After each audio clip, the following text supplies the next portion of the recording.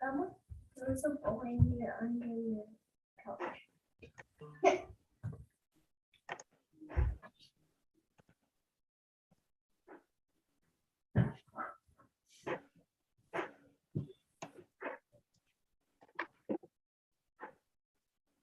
Joe, can you confirm that we're streaming? Yep, we're streaming live on YouTube. Okay. Welcome, everybody. My name is Erin Deely. I am Deputy Legal Counsel at the Governor's Office. I'll be acting chair of the Pardon Board today. Just a heads up for everyone and a reminder for everyone. This hearing is public, so the public can view this. And what that means for you guys is this is currently being streamed on the Governor's Pardon YouTube channel, and it will also be streamed on WISI. So I just want you to keep that in mind. We welcomed everyone into the hearing at the same time, but of course we can only do one applicant at a time. So we will go in the order of the agenda you would have received. If your case isn't being heard, feel free to turn off video. If you feel technologically savvy enough to do that without accidentally removing yourself from the hearing. But you can have your video right now while we're meeting each other. That's totally fine. But once things get rolling, I think it's a lot easier for us just to have the video of the person we're talking to at the time. And also, when you're not talking, please try to stay on mute. We have a really great and we have a big pardon board and a number of members here today, and I'd like to take the opportunity to introduce them before we get going. So, like I said, currently I am Deputy Legal Counsel in the Governor's Office. Before this, I was a public defender for some time in Milwaukee, and before that in Illinois. We also have Judge Jeffrey Kremers. He served as a Milwaukee County Circuit Court judge for 26 years and was the chief judge for 7 of those years. He retired in 2018. Myrna Warrington is a director of vocational rehabilitation on the Menominee Indian Reservation. Myrna Warrington is a U.S. Army veteran and has been a member of the Menominee Tribal Legislature for 11 years. Noble Ray was with the Madison Police Department for almost 28 years, including as chief of police.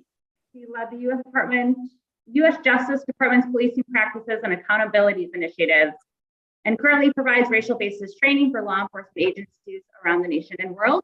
We have Anthony Cooper Sr. He serves as Vice President of Strategic Partnership and Reentry Services at my apologies if I mispronounce this, Mr. Cooper, Nehemiah Center for Urban Leadership Development. Is that right? Yep, it's Nehemiah Center for Urban Leadership. Yep, thank you.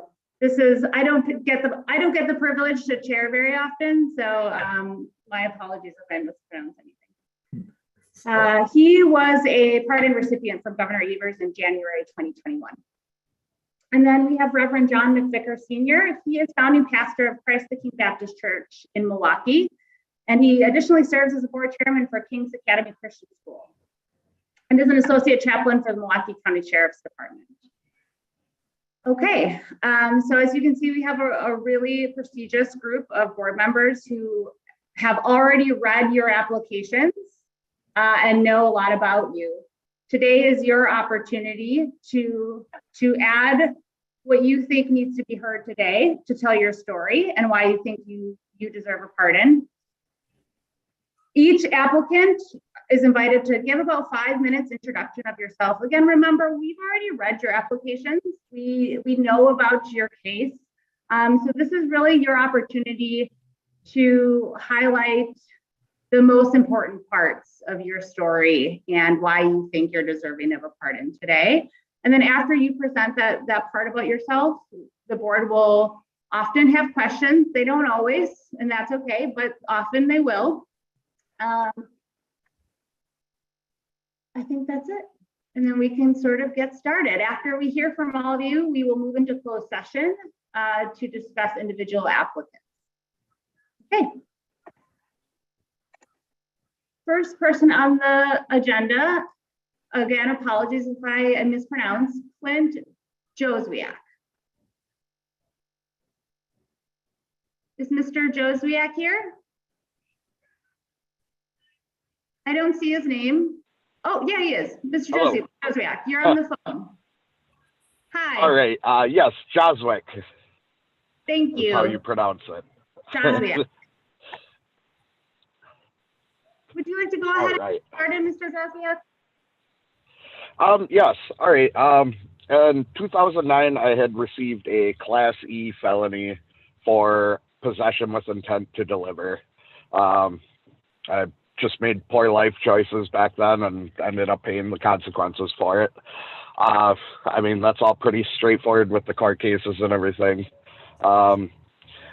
And I'm hoping for a pardon here because I would like to make it easier for me for my job and everything. Because I work with the railroad every once in a while, and my company had to beg and plead the railroad to get me to be able to work on their jobs because of my felony. But yes, I completed all my probation, my 5-year probation, year jail without any infractions, no trouble. I moved to Appleton, Wisconsin in 2014, finished out my probation sentence there, and I ended up going to the Fox Valley Tech to get my Class A CDL, and I have been working steady ever since I've gotten in trouble. I'm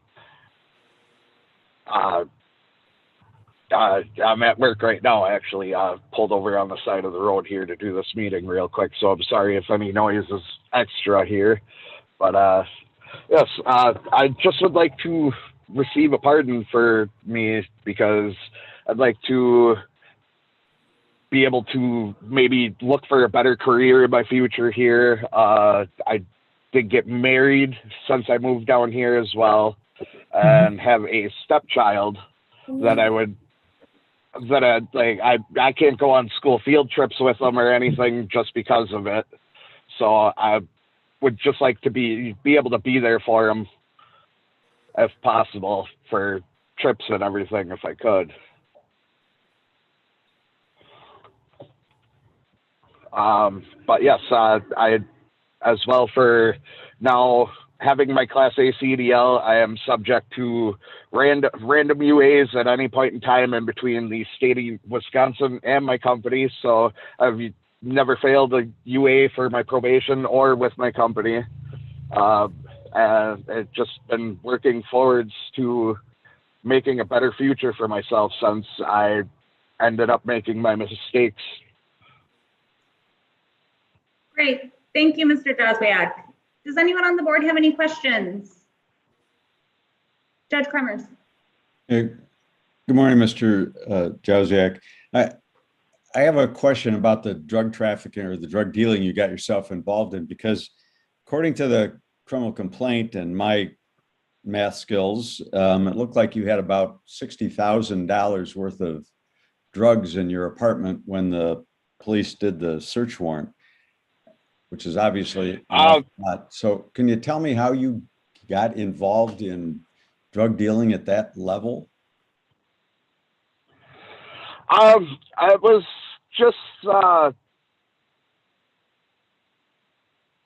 growing up. I didn't put myself around the best people, so I kind of just ran into people that knew other people that were able to get big amounts, and I ended up just kind of moving up into that, and I got caught with 4,000 pills of ecstasy is what it was, and it just was just from knowing someone and just making my poor life choices at the time. So it just kind of snowballed into a bigger. It started off small and then just snowballed into something way bigger and way more worse than it ever should have done. So now the flip side of that question, you get caught with all these drugs, and here you are 13 years later, you have some really excellent letters of recommendation. How did you make that switch? It just was hearing my sentence when I stood in front of the judge was that was a really big eye opener for me. It definitely made me think about my choices that I made in life, and I sat my year in jail, and that's not what I wanted to do. That's not what I wanted my life to be like. And growing up in that type of situation, it's just I see what happens with people that just continually do it. I just did not want to go down that path anymore, and I just all of a sudden decided. I checked with my probation and everything, and decided I was just going to move to get away out of town, just to get a fresh start completely. And thankfully enough, I was granted permission to move and go start my life over. Thank you. And another reason I'd like to get a pardon is I'm Native American, and I never really got the chance to experience my hunting rights and everything. And I would prefer, it would be nice to be able to do my hunting rights as well. Any other board members? Yes, no. Yes, just a quick question, Mr. Jesuit. Your charge included, or as a penalty enhancer, selling near a school. Can you talk about that a bit? Yes, I was, oh man, how far was I? I lived right by some railroad tracks, and the school was probably, five or 6 blocks away from me. I just was the rental I got into. And all honesty, like, I couldn't see the school. And so it's like, that never entered my mind about it. Or otherwise, like, I definitely would have never done that, like, right by a school or anything. Even though it was, I did get in trouble with all that, I still you don't want to put kids in that situation. Thank you. Any other questions from the board? We have one. Go ahead. Good morning, Clint. You identify as a Native American. Do you participate in any cultural activities or ceremonies? I do not. I have been recently looking into it more. I grew up off the reservation, and my father went to prison when I was young, and he was my Native American side. So my sister has met a couple people, because my sister's into a lot of holistic healing and stuff type of thing. So she said she's met a couple people down here in Green Bay off the Oneida reservation. It's definitely something I would love to get in touch with more. I've been slowly looking into it. It's difficult with my work situation. I work 70-hour weeks at this point, doing road construction. So it's a lot of time at work, and doesn't leave me with much time outside of work to do things. But that's definitely on my mind, especially getting older here. And I would love to be in touch with more of my cultural things here with my tribe, or even any other tribe, just to get experience and learn more. Okay, thank you. Okay. See no other questions. Thank you very much for your time today. Just for everyone's, because I'm sure everyone's wondering sort of the timeline. After the hearing, it takes a couple weeks for us to then present any recommendations to the governor, and then any decisions from there probably take another few weeks. So unfortunately, well, I'd love to be able, I know folks are probably really, really anxious to know how things went. It takes a couple weeks, upwards towards a month. And you will be notified via email, how things went. I worry that I did not recitate the process correctly or recite the process correctly. Joe, if there are any corrections, Josephine Clark, she's on and staffs this board.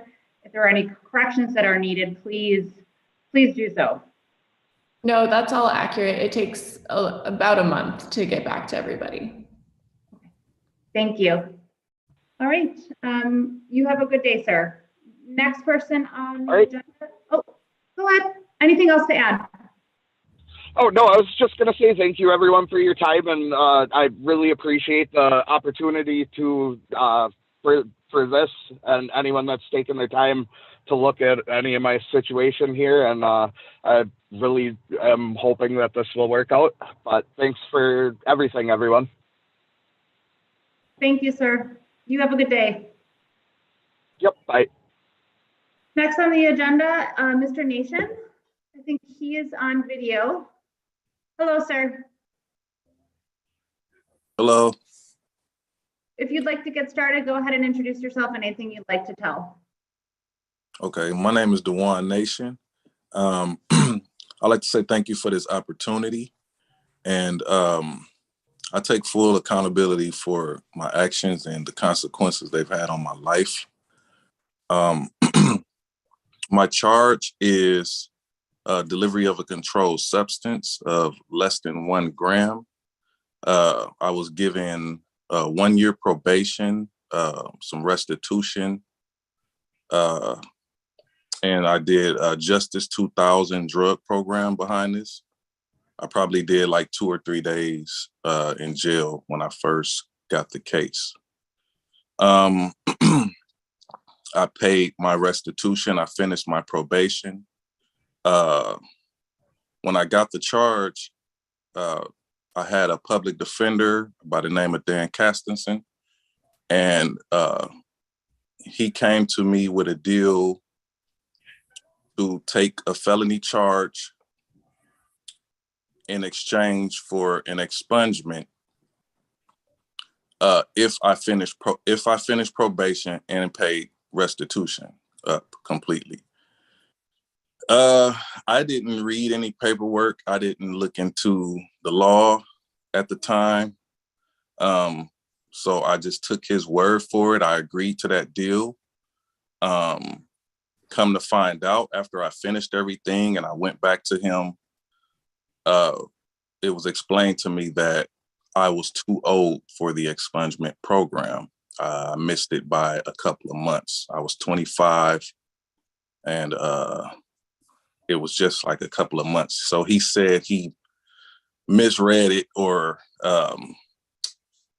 didn't interpret it right or something, but I was really upset and confused with that.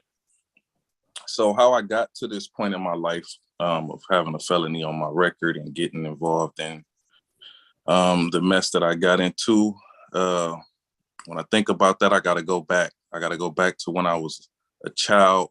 I always think about this and how did I end up in this position? And I got to go back to when I was a child. I lost my father at 5 years old. My mother was single parent raising me on her own.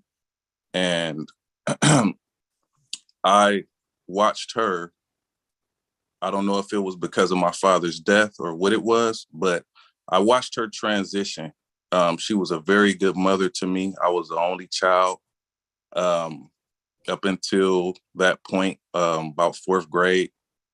I saw her lifestyle change in front of my eyes.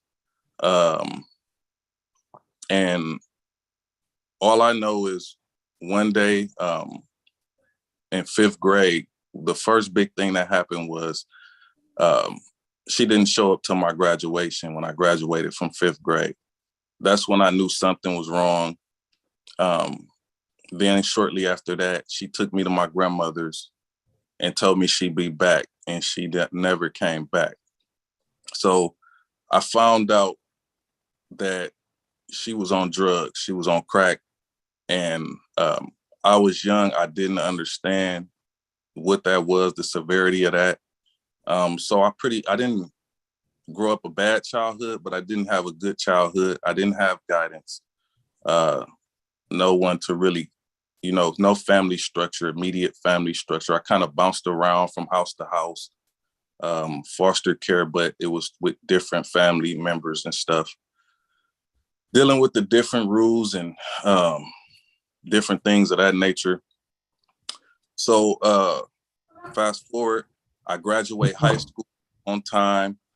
I start working a job. I worked job to job. I did a little college, little MATC, didn't stick with that. And the whole time I'm looking for my mother. Every chance I would get, I would, try to find her. She's just running the streets. She'd pop up every few months. And I was just really hurt and confused. So when I was in my early 20s, I got my first apartment by myself. Before that, I was like roommating with friends and stuff. I got my first apartment, and it was in the inner city of Milwaukee, where I pretty much grew up at.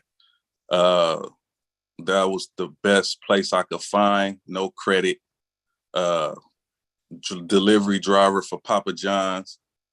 So I got my first place on 34th and Hadley. And this is right in the area where my mother was running the streets at. And I'm living there. I didn't see her for a minute. And one day she popped up, and I was just so happy. No matter what she did, I was just always so happy to see her. And my love for her is just so deep, and it was always so deep. And her leaving out my life at such a young age, I just never understood. And I never really knew her as a person. I just knew her from a child's eyes. So when she came back into my life, me and her started hanging out. I was smoking marijuana and stuff like that. And she introduced me to her lifestyle and the crack. And I started, basically putting that on my marijuana. And we started hanging out. I was just happy to be close to her again. I was just happy to be in her presence. So she came to me and told me, you want to support what we doing? This is how you do it. She told me how to sell a little bit to support the habit. And I hadn't been doing it for a long time, but she introduced me to a friend of hers, and she was like, she want to buy something from me. So I would break off a little piece of mine, sell it to her. And she introduced me to a friend. And then I sold her something. I was just enough so I can get enough money to keep my habit going. But come to find out, her friend was a police officer. Her friend had got into some trouble out in the streets. And to get out of what she was involved in, I guess she made a deal to turn somebody in. And that somebody was me. So I sold like a crumb to an undercover officer, and got a felony charge for that. And ever since then,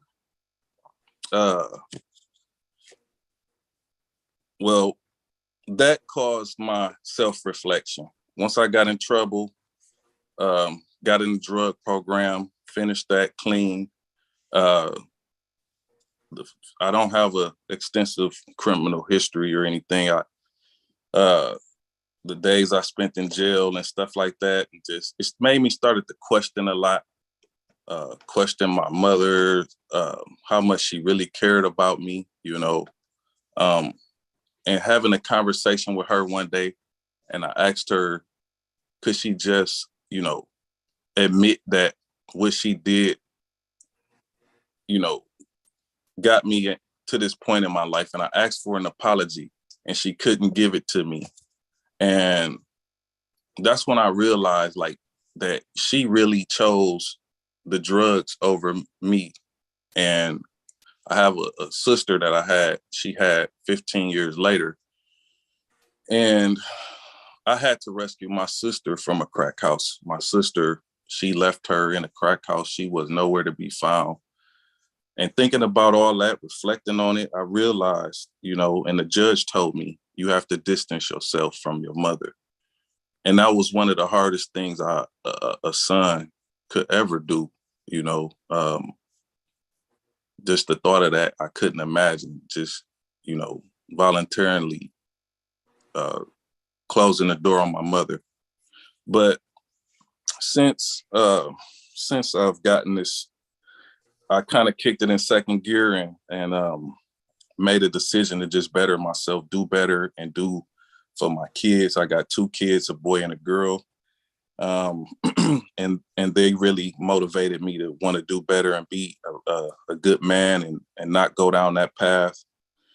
So I went to school. I got my license, my cosmetology license, 3,500 hours to get that. It took me about 11 months to complete that.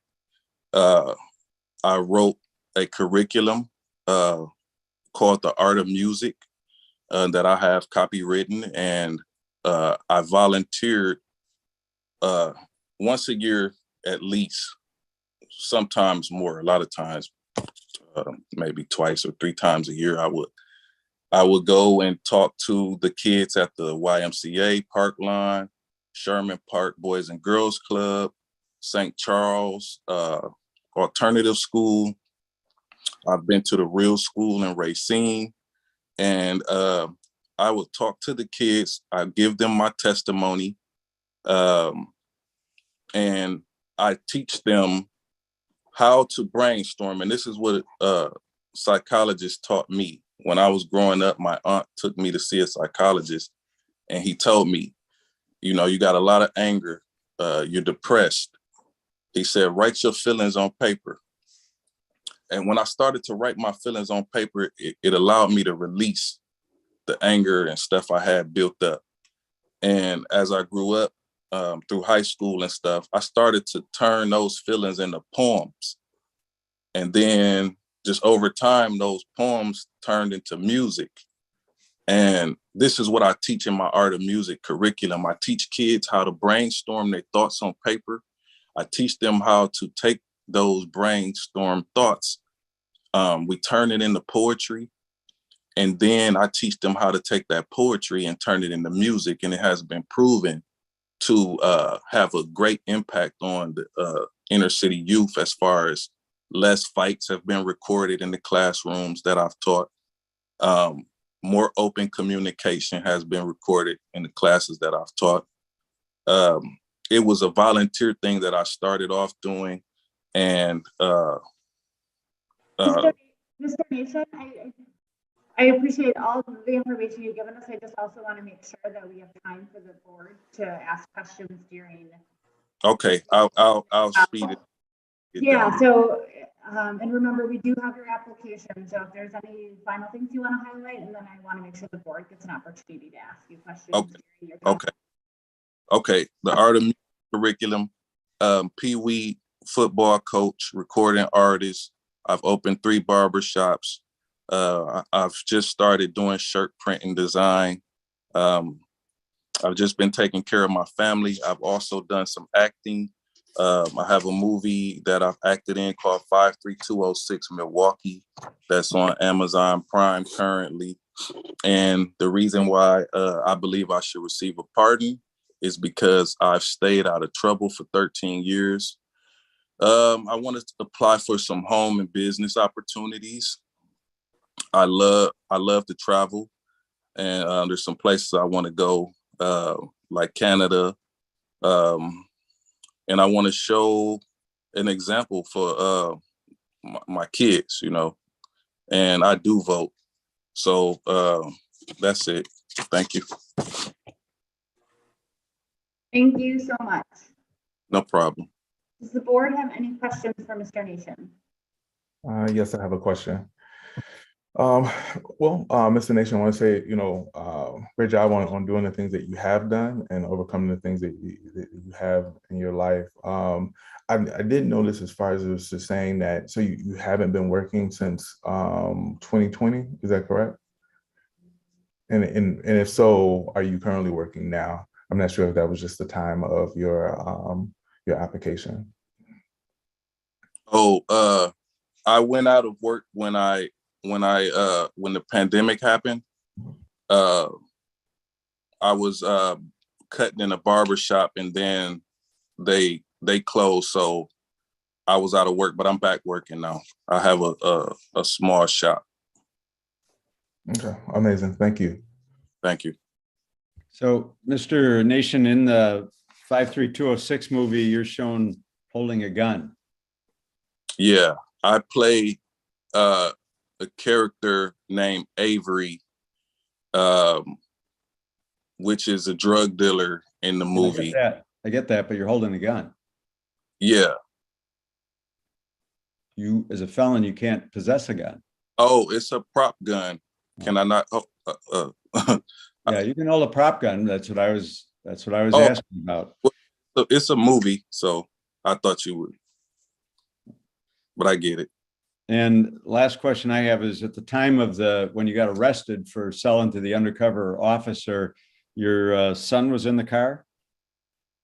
Oh, yes, sir. You know, say anything about that? Yeah.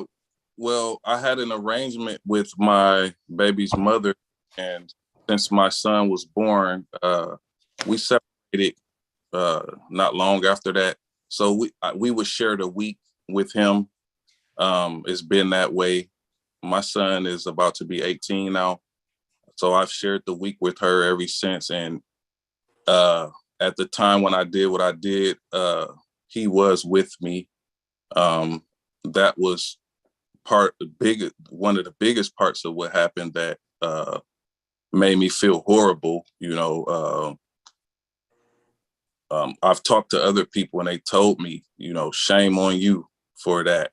And I have reflected on that and thought about that. And I definitely shouldn't have had him in that situation. I have a question, Mr. Nation. According to the public records we reviewed before your hearing, it appears that you were arrested for a DUI in Cudahy, Wisconsin this past summer, June 2021. Do you want to speak to that? Yeah, I was in Wisconsin. No, I don't no longer live it there. I was there for the summer I got sick in Arizona with a disease called valley fever. It's a lung disease. I came to Wisconsin to see a doctor out there, one of the doctors one of the normal doctors I use out there, and get treated. And while I was there, I was out and I just want to also say, because it's the attorney in me, those charges are pending. So you're speaking publicly about a pending charge, and we're not usually in this position as a board, and we've never really confronted this. Do you have any hearing dates yes. coming up on that case? Yes. And what is that hearing date for? I have a hearing date in August for a motion to dismiss based on the statute that the stop was unlawful. I don't think we should talk about the motions. Yeah. So you told us what the date was for. Thank you. So are you coming up for that hearing? Are you going to be in Wisconsin for that hearing? Yes. Does anybody else have any other questions?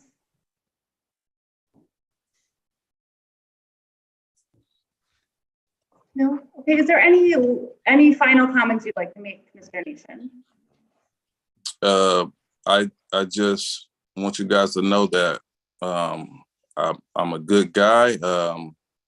I hope that the DUI thing doesn't affect your decision. If you knew the details in that case, you would know that I wasn't out here doing anything malicious or wrong in the streets. Got caught up in an unfortunate situation. And I believe in the end, I'll be proven to be innocent in that case, and or whatever it is I was told by the lawyer wasn't a criminal thing, or it was just like a ticket or something. But just hope you consider this. I've been fighting for this for a long time, and the judge over my case has denied it, my expungement, and this was my last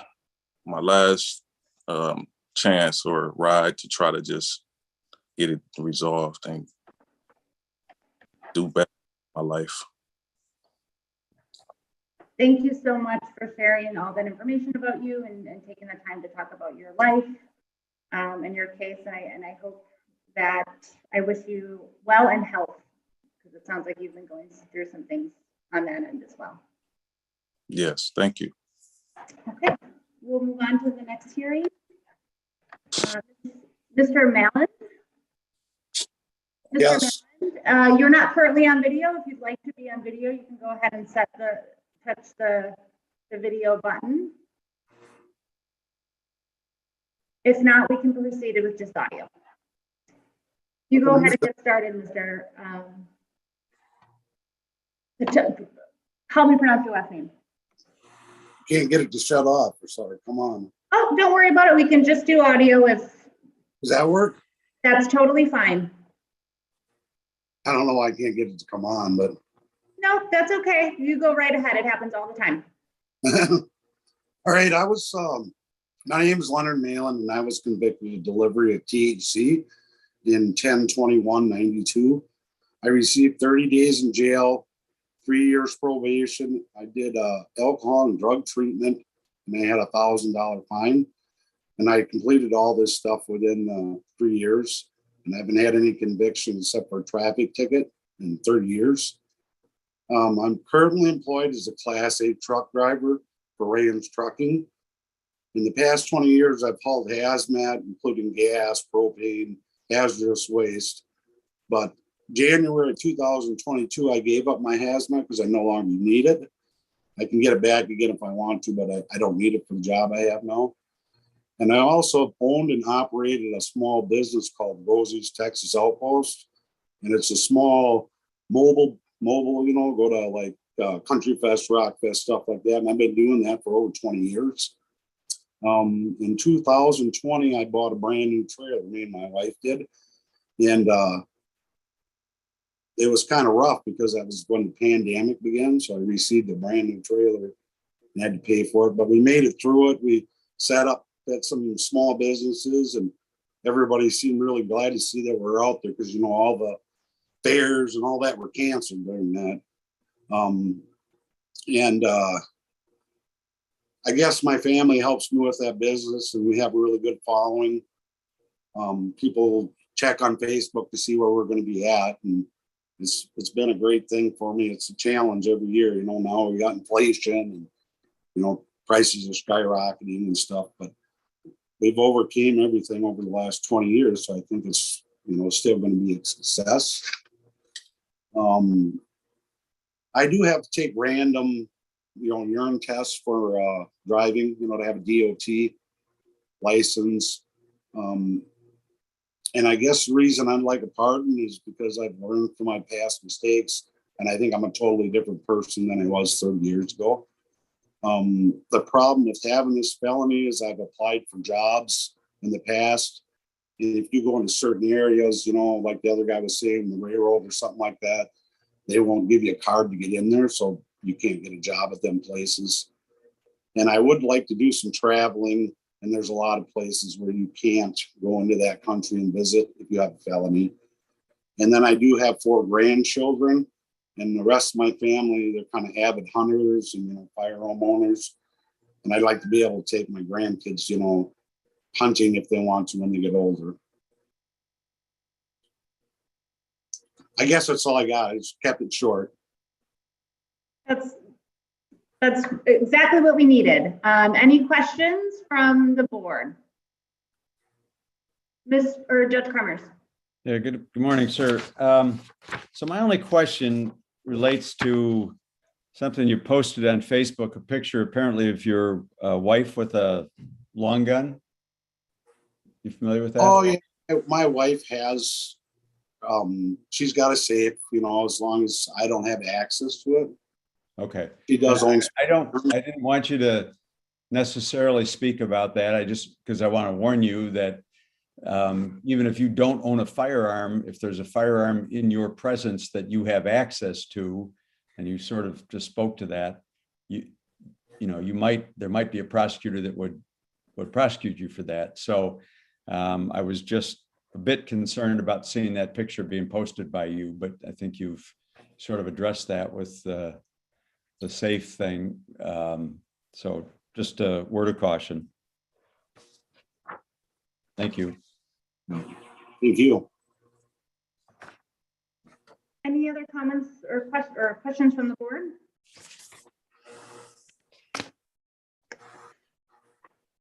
No further questions. Thank you so much for your time today. Some are short, some are longer. It usually doesn't mean anything other than you had a thorough application. Thank you, and thank you guys for your time. And I just want everybody to know that I think I'm not the same person I was 30 years ago. Thank you so much. You have a nice weekend, sir. All right, thank you.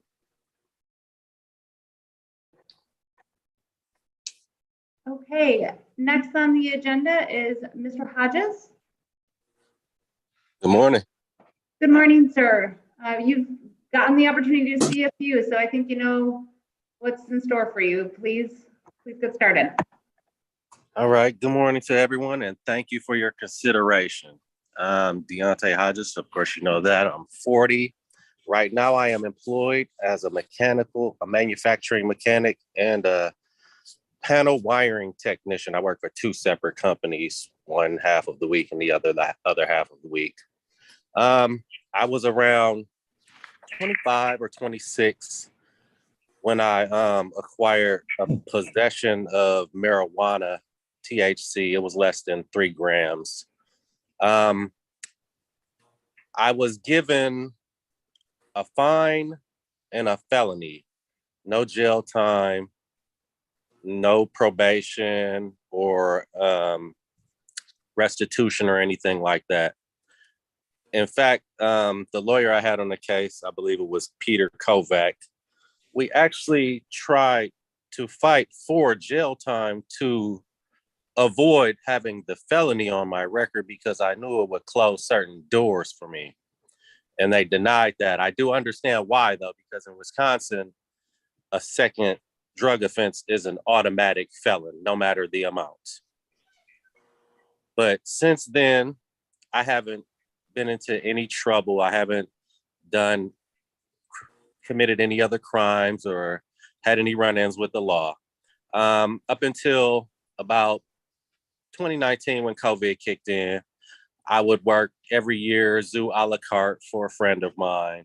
I've bartended at the Brewer Stadium. I just constantly work.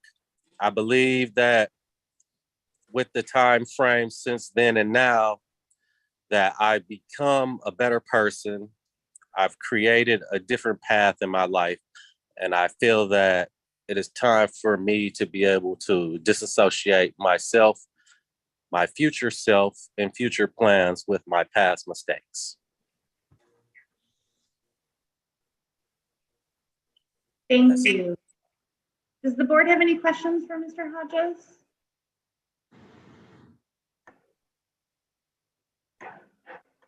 I have one question, and this could be an error in your background check. It did reveal a 2012 arrest for an armed robbery that was dismissed.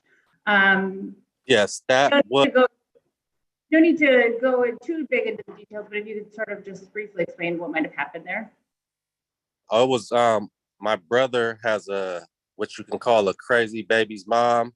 She got robbed by a guy that they said had dreadlocks. She wasn't even there. She doesn't like me. I don't like her. And she just gave them my name. Okay. And it was dismissed. It was totally dismissed. It was false accusation. And you didn't provide any I'm sorry. And also in the 2003 felony misdemeanor possession of campaign or cocaine case, it looks like it was again, might be an error. Sometimes these background checks are wrong. This is why I ask. Shows that it was originally charged alongside a homicide, which was also dismissed. I grew up in a rough area. So I was living on 20th and Burleigh. There was a shooting across the street, and me and the guys that were living in the house at the time went out on the porch to look. And it just was coincidental timing where a woman screams to the police, "That's the guy right there." So they come running into the house that we were living in. And at the time, some of my friends were a little bit unsavory. They found some things in the house. My issue was I had mail at this house, so I was the only one out of all the guys who ended up catching the charge for that. But the homicide was not me, and it was thrown out. And any other questions from anyone on the board? I did note that you've been with the same job for quite some time now, it looks like, for the last 7 years. Well, yes, and then I also added Sunoco to that. Now, what I did was we worked 12-hour shifts, 4 days, 1 week, 3 days, 1 week. Since I've been with that company for 7 years, I decided to stay loyal to them. And I said, I'll come work for you guys on the days that I'm not working there, considering they don't give me overtime. And you didn't include any letters of support. A lot of people do. It's not required. Not everyone has them. If you had, just briefly, how do you think the people in your life, had they written something, would describe you? Oh, I think I leave a good impact on pretty much everyone I come in contact with. All of my employers pretty much love me. Any job that I've left, I can probably still go back to. I believe everyone looks at me as a respectable person with good character, a good father, and a good husband. I just felt like I had enough information there for you guys, and that I probably did not need the letters of recommendation. I think I'm the only one that had questions. So that concludes your hearing for today. Any final things to add? Otherwise, we'll move on to the next applicant. No, ma'am. I thank you guys for your time, and you have a good Friday. You too. Have a good weekend, sir. Next applicant, Joshua Johnson. Yes, good morning. Can you hear me? We can. Perfect, great. Good morning, Pardon Advisory Board. I'm seeking a pardon today for 3 counts of armed robbery, 1 attempted armed robbery that I was convicted of in 1995. I was arrested for the first and last time in my life nearly 27 years ago. In fact, in 2 weeks, it'll be exactly 27 years. These crimes were committed on the east side of Milwaukee of random people through some truly youthful indiscretion of myself and my co-actors that led us down that destructive path. At the times of the crime, I was 17 years old. I'll be 45 years old this year. And I was dealing with my parents going through a divorce. All those, I like to look at, although these were crimes of violence, I am not a violent criminal. I've worked my whole life since I was released to make sure that I never make those type of decisions again. During that time in my life, I had no one to talk to or to provide me direction to make sense of how I felt as my parents argued and fought every day. While this does not justify committing crime, I realized a few years into my sentence that I was lacking the proper coping skills, as well as the ability to talk through what I was going through in life. Ever since that day, I've lived the decision to pick up a weapon and commit armed robbery. I've had to live with it and question why and what I was doing. I was young and impressionable, but now I've grown as a man and a leader in my community, as well as in national communities. Throughout my incarceration, always sought out opportunities for growth, whether it was through schooling in a printing program at Columbia Correctional or becoming a baker at Oshkosh Correctional, to participating in the youth awareness program, where we had the great opportunity to talk to area middle and high school kids about decisions we made and how to avoid those pitfalls, and coincidentally, how to talk to your parents, how to have a conversation with your parents about what you're going through. I've apologized to my victims in person and in a letter. That letter I wrote during the Victim Impact Program I participated in while at Oshkosh. It was during that program that it truly, really all came together for me. Going to prison as a child, essentially as a 17-year-old child, you really don't know how to make, ends of everything, but it really brought it together for me. That program, along with others, gave me the confidence to be successful upon release. After my release, I had a great relationship with my parole agent, Howard Gleason, and at every pinnacle in my life, I've communicated with him to share my story of success with his other clients. Even as so much as I emailed him last night to inform him that I was coming before the board today. And I remember one of the most powerful things that he did for me when I was on supervision is he wanted to get me off of supervision early. He wanted to ask to request early release. And he brought in one of the victims into his office. And this is over 10 years ago. And being able to meet the victim, one of the victims of my crime, who I didn't remember any of the victims, being able to meet one of my victims, over almost 20 years after, was very powerful. I remember sitting there, I was super nervous because I didn't know what to expect, but we had a great conversation. And afterwards, he actually reached out and wanted me to come in and speak to the at-risk kids at his school. He was a teacher at a school. Unfortunately, I wasn't released off parole early, so I was unable to interact with the gentleman. And then we eventually lost touch because it was, some years later before I was actually released off of parole. It was after that meeting I kind of realized that I'm not the sum of my crimes I committed. Rather, I was someone who's ready to take advantage of the opportunities available. So I've been constantly involved, and that segues into what I've done in the community. I've been constantly involved in helping others not make the same mistakes I made. And I've honestly walked around for 27 years with the feeling that whatever I do in life is to pay back the society I took from. My goal has always been to help those just like me understand how to own their past indiscretions and how to explain it to employers. As you see in the packet, it talks about some of the volunteer work I did. I committed my own time to volunteer and go back into Green Bay Correctional, Racine Correctional, and Ryoc to share my story as it unfolded over the years. The reason for this, it was simple. I mean, really, for 10 years, I never saw anyone come back into the prison and tell me that they were there and made it on the outside. So I wanted to be that beacon of hope for the men and women who are still incarcerated.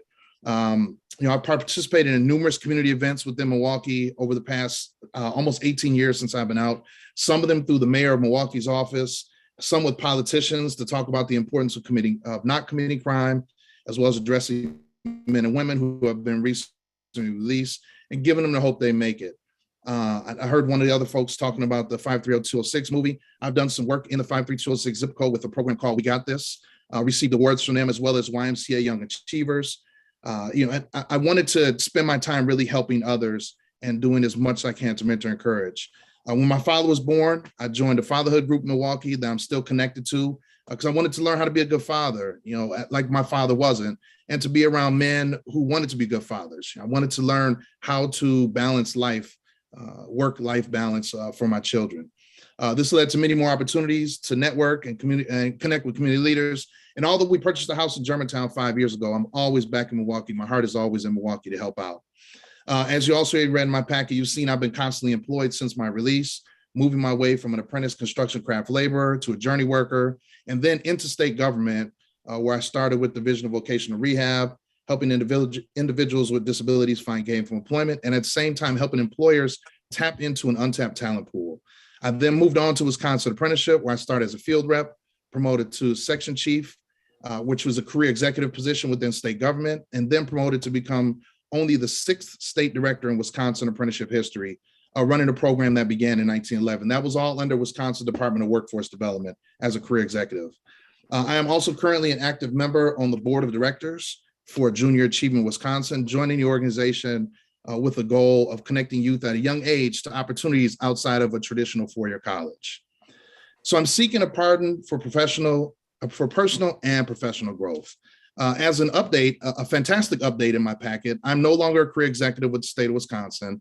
I had the amazing opportunity to promote to a national role, and I'm currently employed by JFF, otherwise known as Jobs for the Future, a national nonprofit, as director of the National Innovation Hub for Diversity, Equity, Inclusion, and Accessibility in Registered Apprenticeship. I currently have a direct supervisor, Eric Sells now, who has been on the national political stage, serving in the Obama administration, who is professionally coaching me and mentoring me for opportunities that I will encounter in my career, whether politically as an elected official or a potential appointee of an administration. I have served recently. I served on President Biden's advisory committee on apprenticeship while I was the elected vice president of our national organization for state apprenticeship directors. And I'm also an active father in a blended family of 5 children of various ages, who I try my best to provide the support and opportunities in life that were not available to me, and also helping them to not make the decisions that I made. As I stated earlier, everything I've done is because I felt like I owe the community from what I took from it 27 years ago. Even when I received this recent career opportunity to promote into this role, one of the hardest parts of that decision was the fact that I'll be moving on to a national role after I put so much hard work into creating opportunities through policies and practices for young people like me in our communities to find careers as a state director of apprenticeship. But through conversations with trusted mentors, I realized that my impact can go much farther than Milwaukee and other urban areas in Wisconsin. It can expand to every area in the United States. And as I wrap up here, as you read my submitted paperwork and the support letters, I have been very intentional in my efforts to pay back society, as well as live a life that my parents and family would be proud of, while focusing on doing whatever I can to make sure that no more victims are created. I've not allowed my past to slow or stop me from becoming successful, but a pardon will truly go a long way to restoring my rights and closing this chapter in my life story. Lastly, and last but definitely not least, I once again truly apologize to my victims that I created, and I truly appreciate the opportunity to come before the board today. Thank you so much for that, Mr. Johnson. Does anyone on the board have any questions? You had a very thorough application, Mr. Johnson. I think the lack of questions is a reflection of the amount of materials you provided. So thank you very much. Thank you. Anything you'd like to say before leaving?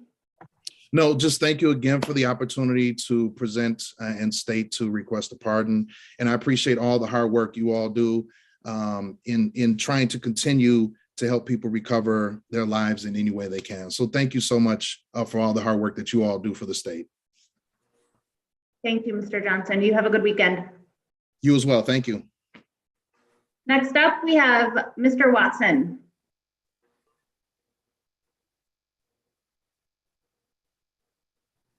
Hello, Mr. Watson. Would you like to introduce yourself? Yes, I would. Hello, my name is Marcus Watson. I'm currently seeking a pardon today. So I was just going on live video to, give my reasons why and what have I been doing since my crime that I committed back then. So in 2008, I was, my case is a little weird. So in 2008, I was 16 years of age. And I did this when I was 16, but they tried me as an adult, and they waited, which is a Class E felony for robbery, threat, or force. So they tried me as an adult when I was in 2008. So once they tried me as an adult, they waived my rights to the adult court. And after that, so I didn't go back to court, which is why I got a warrant in 2008. When I was 16, I didn't go back to court for that charge. So like I had a warrant all the way until I was 19. So when they pulled me over, I was on spring break from college. I went to Iowa Central College when I first graduated high school. So I went to, on the way back, they pulled me over and said, you have a warrant from you as a juvenile. And I was like, okay. So the sheriff, he pulled me over, he took me downtown. I called my mother to come get my car. And I had to deal with this case all over again. So it was like a new case, but it was old from when I was a juvenile delinquent.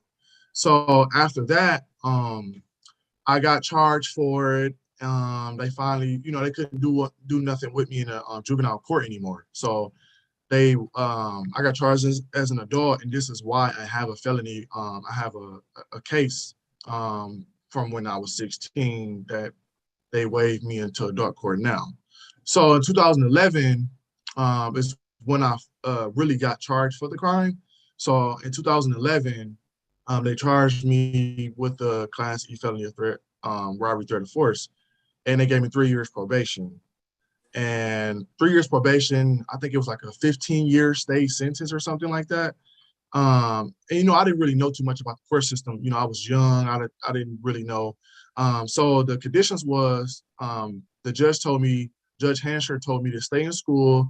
He told me to graduate college and maintain good grades, no drinking and stuff like that, which I've never did in my life anyway. I don't smoke or drink.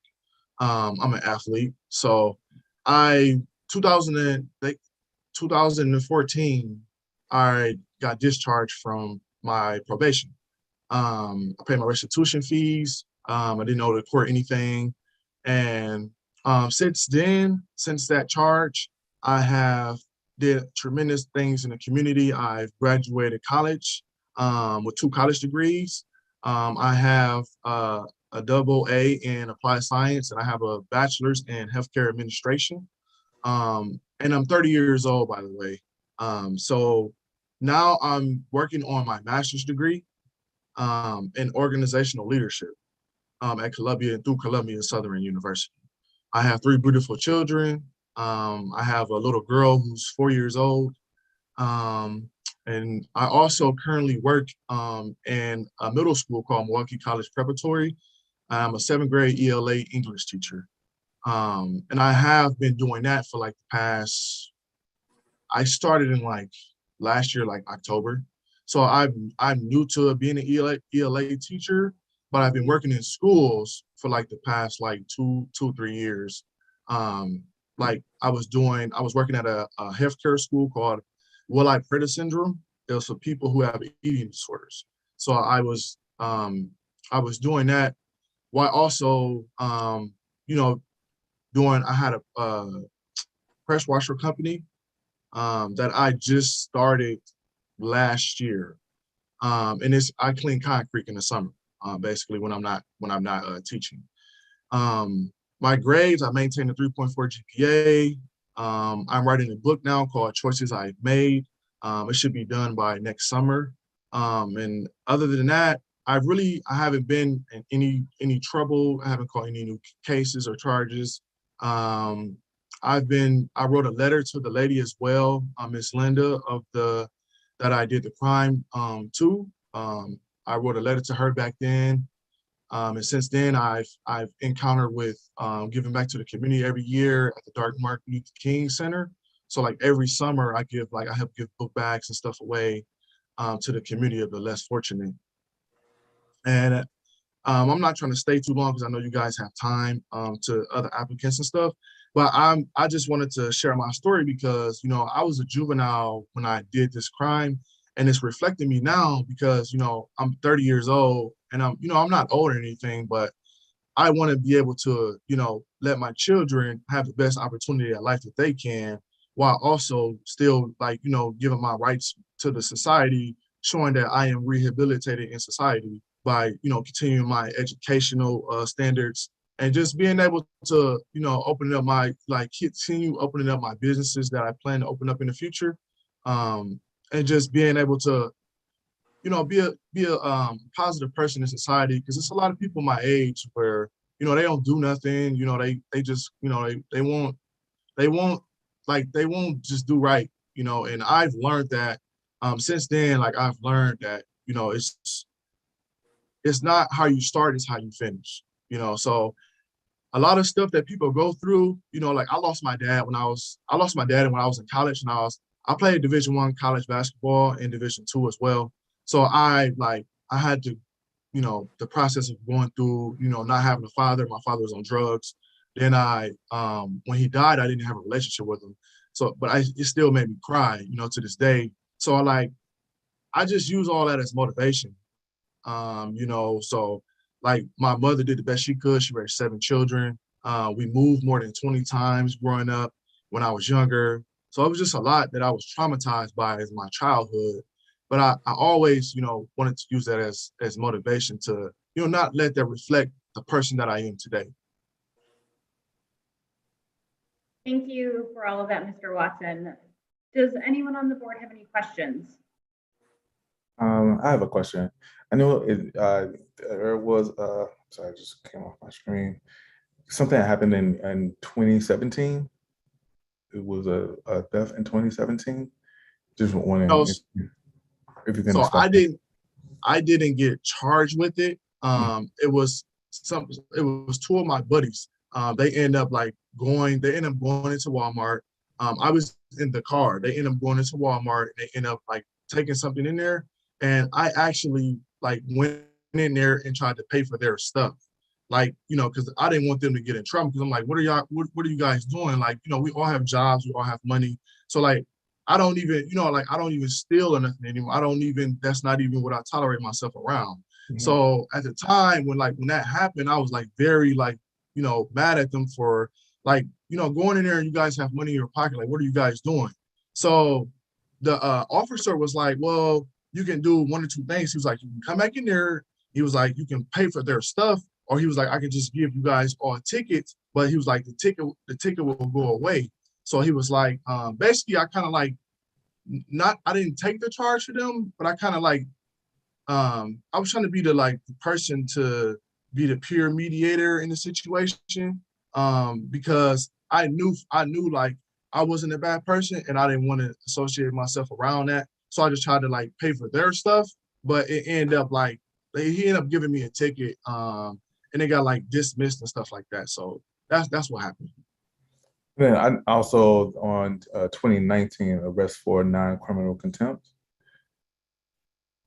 I think that was for child support. So I owed my son lives in Sheboygan, and I owed it was $800 in child support. So I got pulled over when I came back from college. They pulled me over and was like, you have a warrant for child support. So they ended up taking me to downtown and was like, well, can you pay it? And I was like, I don't really have that kind of money. So after that, I was in the county for 3 days. And then they took me all the way to Sheboygan, which is an hour away from Milwaukee. And they end up making me serve. They was like, either you serve 30 days or you pay the $800 to the child support, and then we'll let you go. And now, mind you, this was all while I was in school, and I was going to school at Dominican University in River Forest, Illinois at the time. Mm-hmm. So they end up making me, my uncle put up the money, and they end up letting me go. So I had to go right back all the way to school in Chicago to finish out my semester. So that's what that was about. Thank you. You're welcome. And just to follow up on that, are you current with all your child support obligations?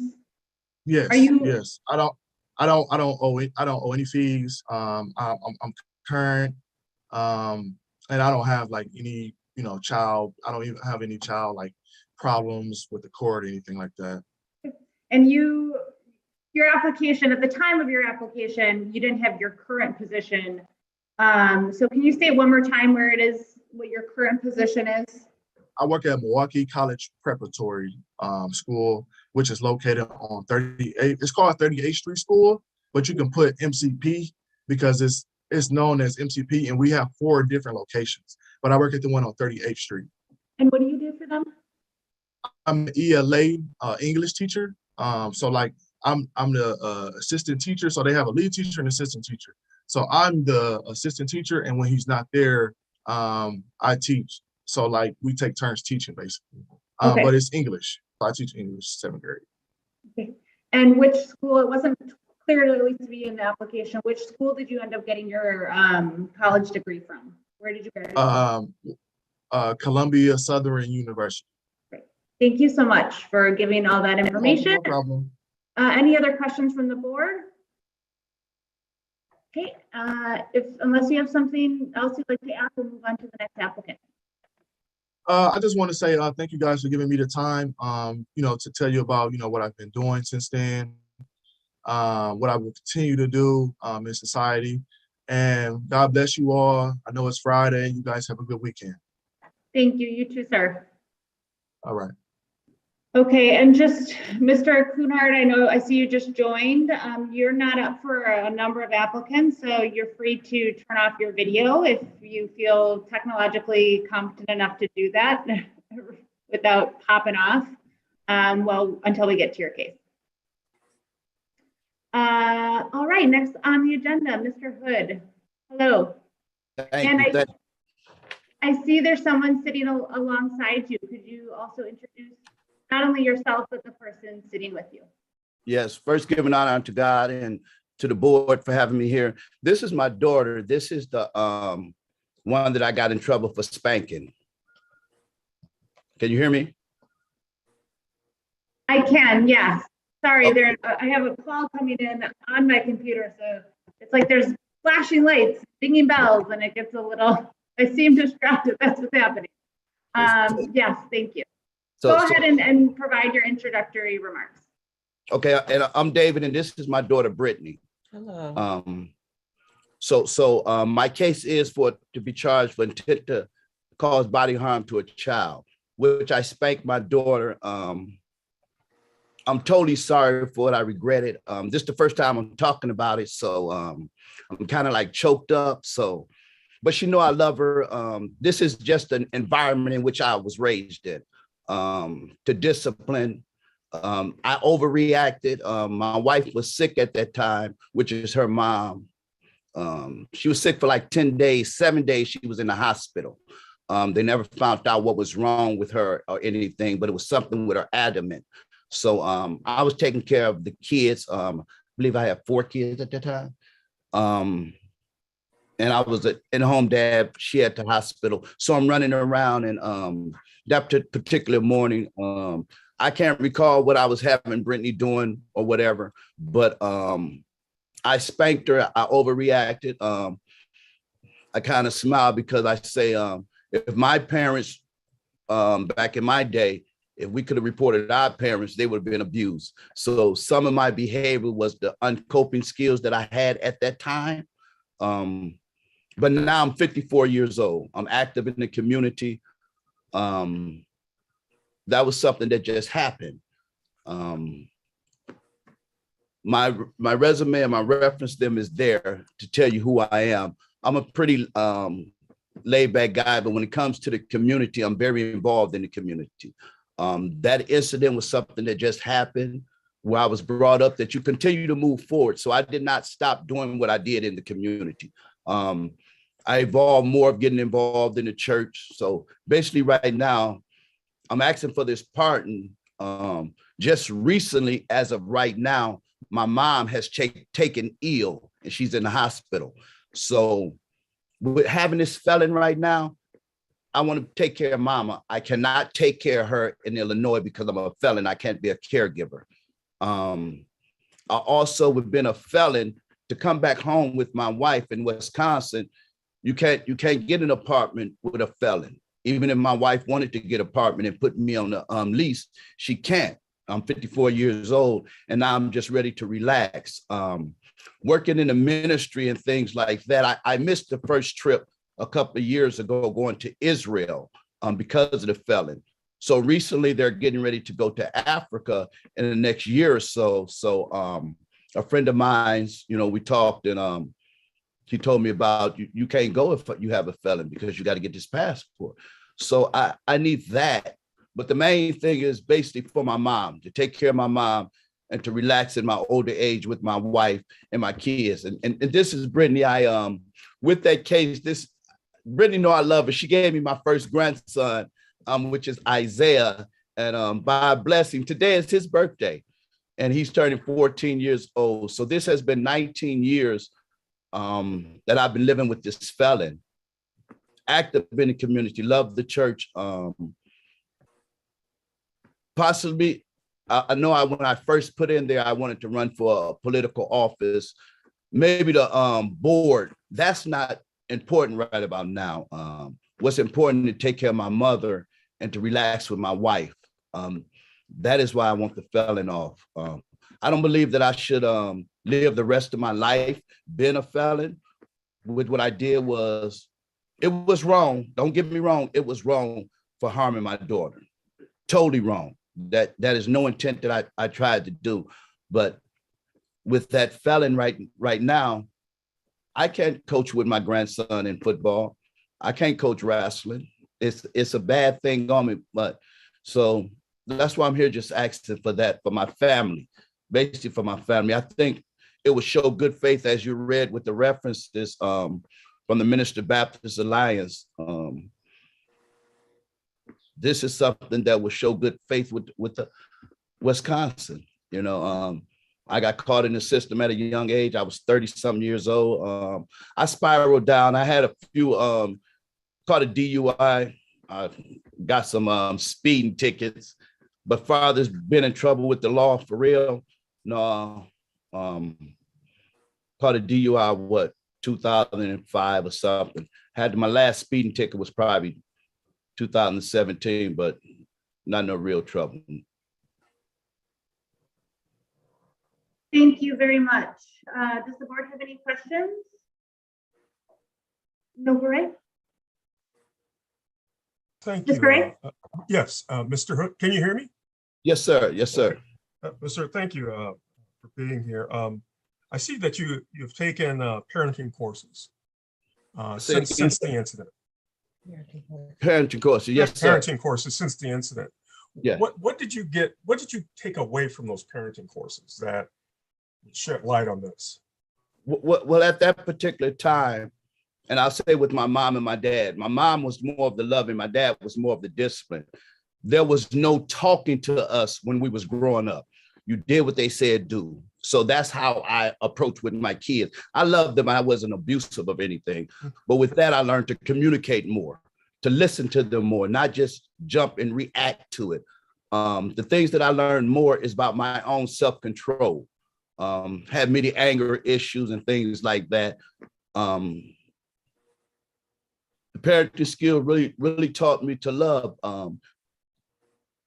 It's so much that I've learned from the parenting class, but what I really learned was from life, from what happened with me and Brittany. That whenever, you know, you can look in my baby's eyes to see the pain that I've caused her. She said to me one time, and it was funny, she said, "Dad, it was like you left us." So with that, it was like through the parenting skills, you can be a parent and be there, but not emotionally there. So through that, I learned to be more emotionally controlled and loving with my kids. But a lot of things that I learned basically recently is through the Bible, through understanding my culture and my history of who I am.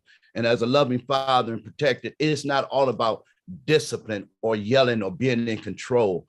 It's about being understanding and seeing things from their perspective. Thank you. Yes. Judge Kremers, did you have a question? I'm good. Thank you. And Ms. Hood, is there anything that you came to add or I mean, we did receive a statement that you had previously given to State's Attorney Nierheim in Lake County, I believe. But is there anything you wanted to add today? And you don't have to, but I want to give you the opportunity. If I would say anything, it would be more or less the growth that I've seen from my father.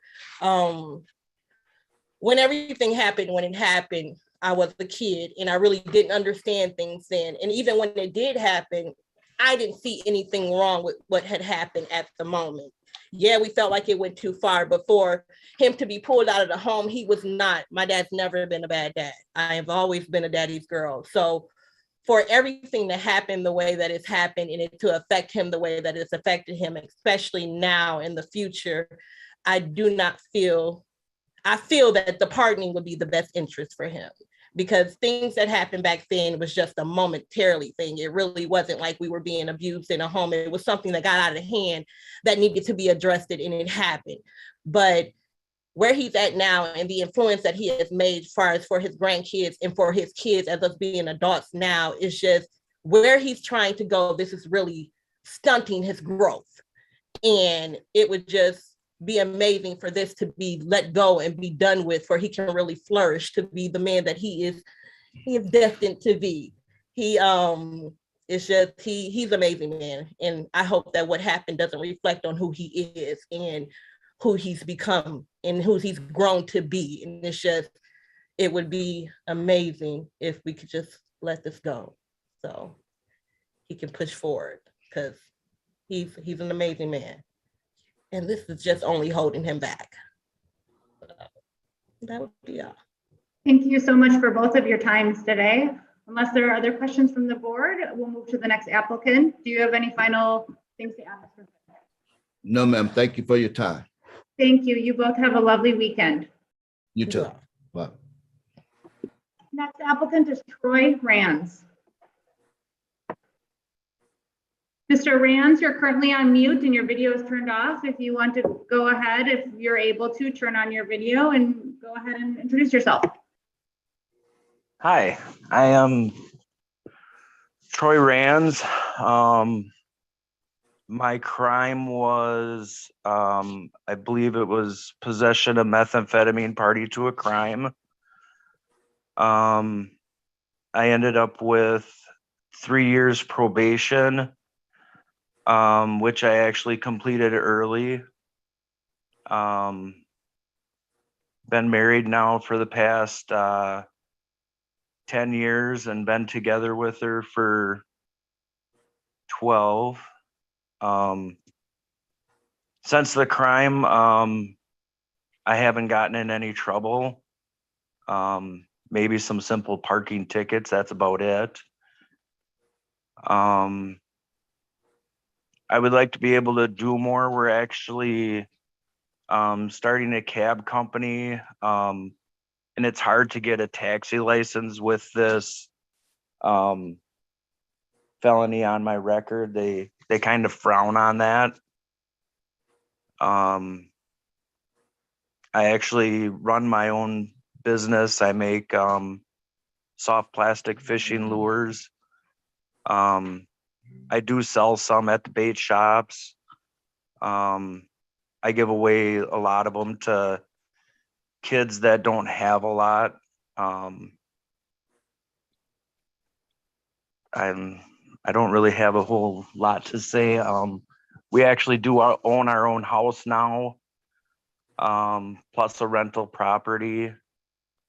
I have 2 kids, 3 stepkids, a granddaughter. I guess that's about it. Thank you very much.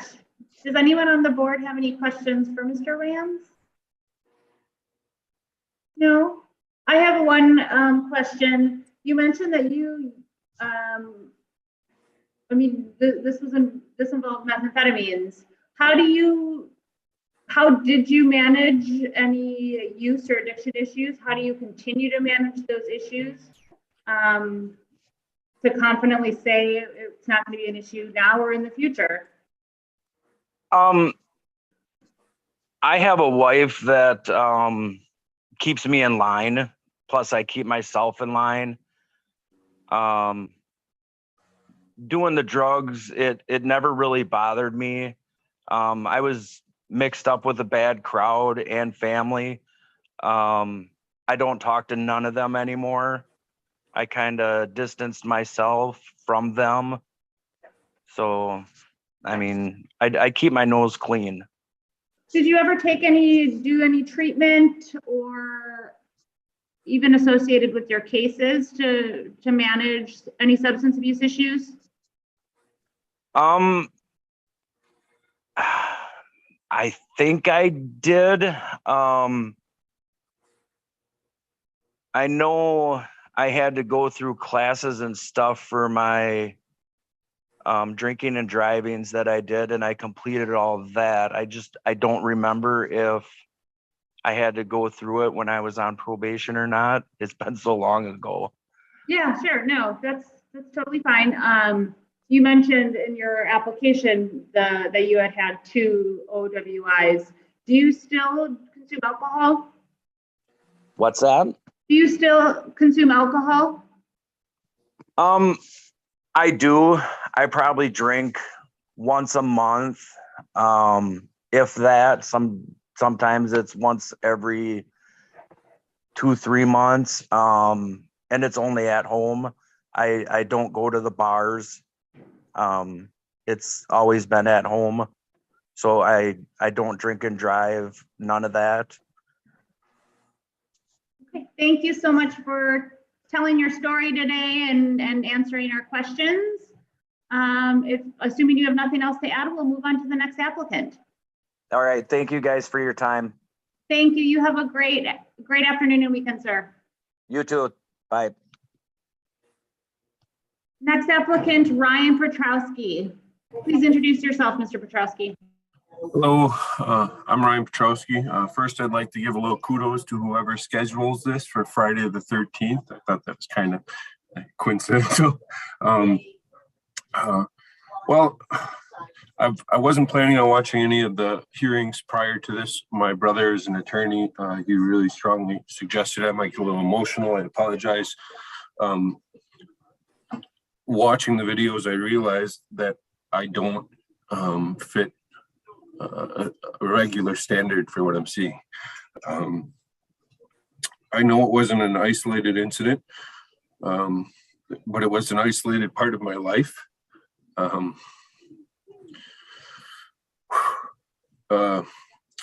I can really sum it up, and I was for a good portion of my life, I was a follower. I think I was a good person, and a lot of people recognize that, people of authority. Part of the reasons why I chose to really buckle down, leave the culture and the circle of friends that I was associated to was a correctional officer in Taylor County Jail, actually pulled me aside and said to me, Ryan, why are you here? And I said, well, you know why I'm here. I was at a bar and a fight broke out, and I'm on probation, and obviously that was a major violation. And he says, no, that's not what I'm asking you. Why are you here? You're not like the people you're associated to. I see people coming here all the time. You're not like them.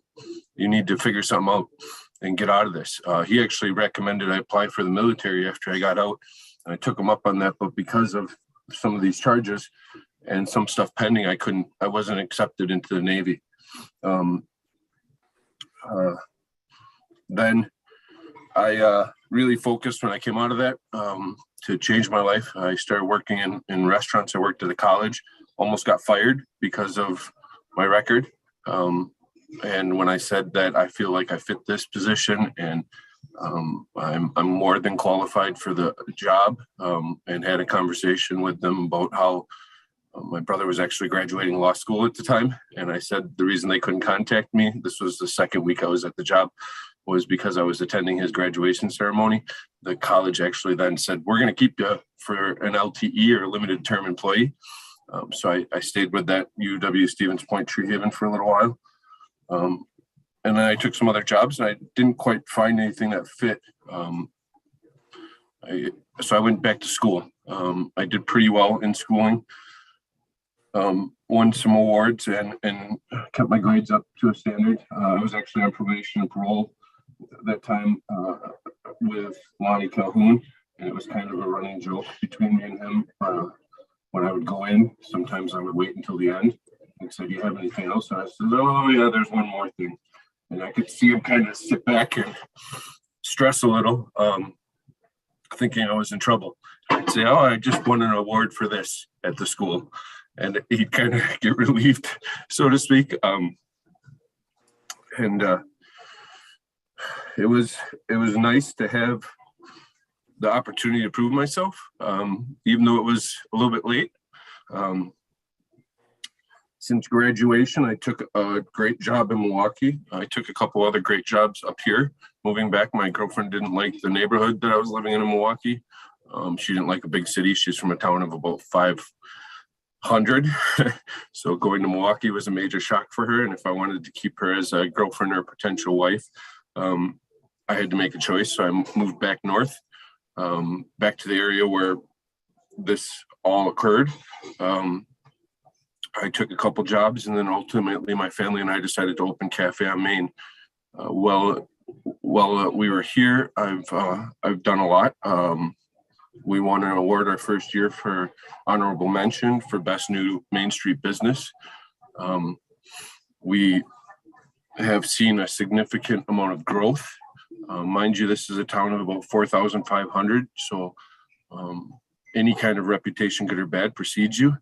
But I somehow managed to come in and open a business and see some significant growth. My second year being open, the college I graduated from actually recruited me, asked me to sit on a board to hire people and help with the hiring process. And then when the applicants fell through, they asked if I would start the job.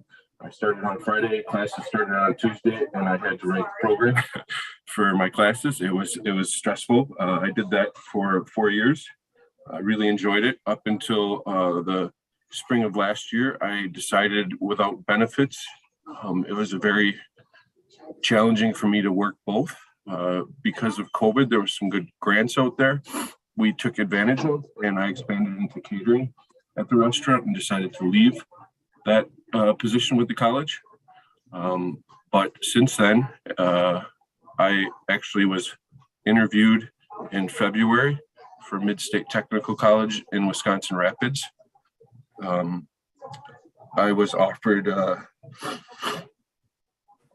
director of program and excuse me.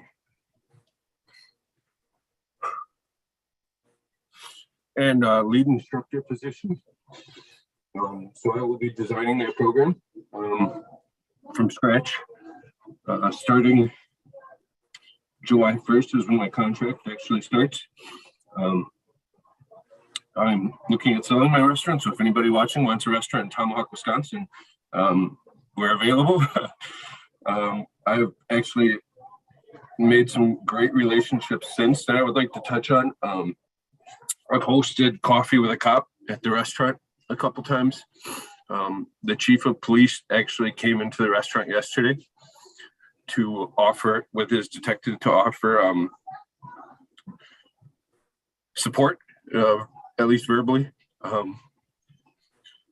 They were willing. One of his retired detectives, who was very active when I was in this circle of people, offered to actually come down to Madison if the hearing was down there and speak on my behalf. I actually had the honor of catering his daughter's wedding. The chief of police that actually, I don't know if I submitted his letter or not, but he was working when I was in trouble.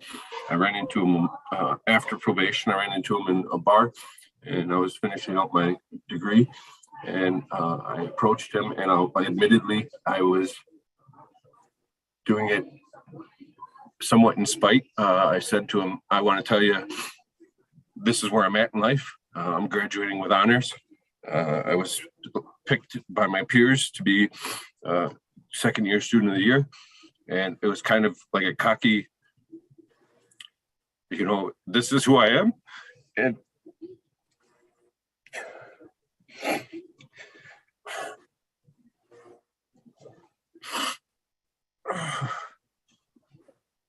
he actually, excuse me. He actually said to me, Brian, every single time I see you, I want you to update me. He said, we don't get to see these kinds of changes often.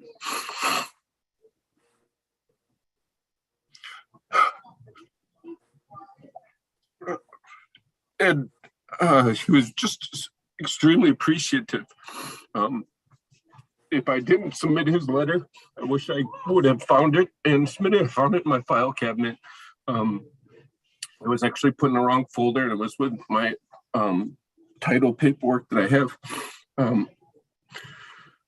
It was just such a hard-hitting experience because he wrote the letter because I was applying at NTC in Wausau.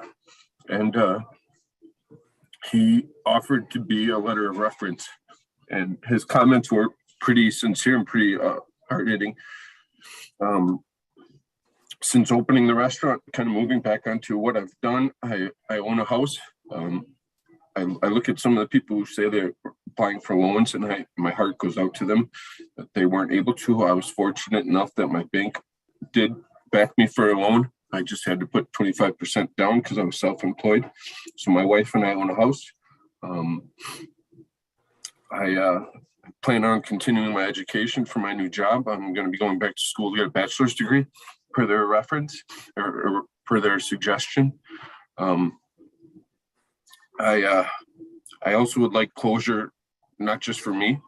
My mother, who is still with me, my father passed a couple years ago, but for her to have that kind of peace of mind that her son is who she knew he was.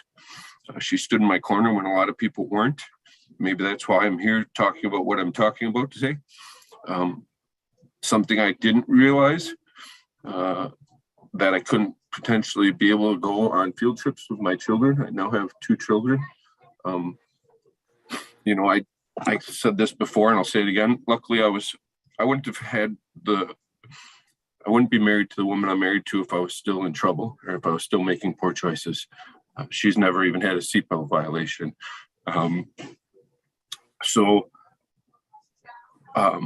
For them, even if I would have been in trouble, having a child completely changes everything I assess to be important.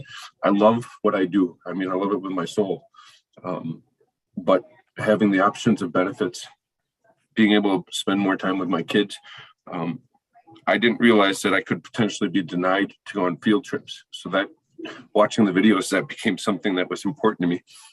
You know, let's say I'm an instructor and 5 years down the road, my son wants to go on a field trip and they think I'm a good fit for that field trip and I'm not able to go because of this record. But I'm an instructor at a college. That was something that kind of shed a different light. I want to kind of finish with both to the board and to Governor Evers to thank you for being a part of this. I think it can have more impact, obviously, than what you might even know. And I would also like to state that regardless of your decision on what I've done, again, I know I'm not a typical case. First, I thank Josephine for messaging me back and encouraging me to apply for the OWIs for THC. That was added on after my original application. That was huge. And regardless of the outcome, I'm going to continue fighting the good fight. I've had some hiccups and I've never gone back to who I was. I think this is more of a benefit in my career choice, because I can relate to somebody who's maybe had some struggle with bad habits or poor choices. And I actually have a sous chef who works for me, or second in command in my kitchen, who I had to have a hard conversation with and kind of end his employment for a little bit. He was making some poor choices and I could tell. I didn't know what, but I could tell. And I pulled him aside and I said, you have to decide if you want this job, but if you're going to keep doing what you're doing, you're not going to be working here. And he actually decided to leave. I did let him come back when I had a waitress run into him and say he looked really good. He put on some weight. He maintained eye contact. He had a really good demeanor about him. I did offer him to come back. He's now been here another 3 years and actually has the key to the back door of the restaurant. So Mr. Petrowski, yep. I'm sorry. I just want to make sure that you had such a thorough application and such a thorough presentation. Yep. I want to make sure that we're a little over time, and I want to make sure the board members who have questions get an opportunity. Absolutely. My apologies for cutting you off. I just no, thank you. That. Does anyone on the board have any questions?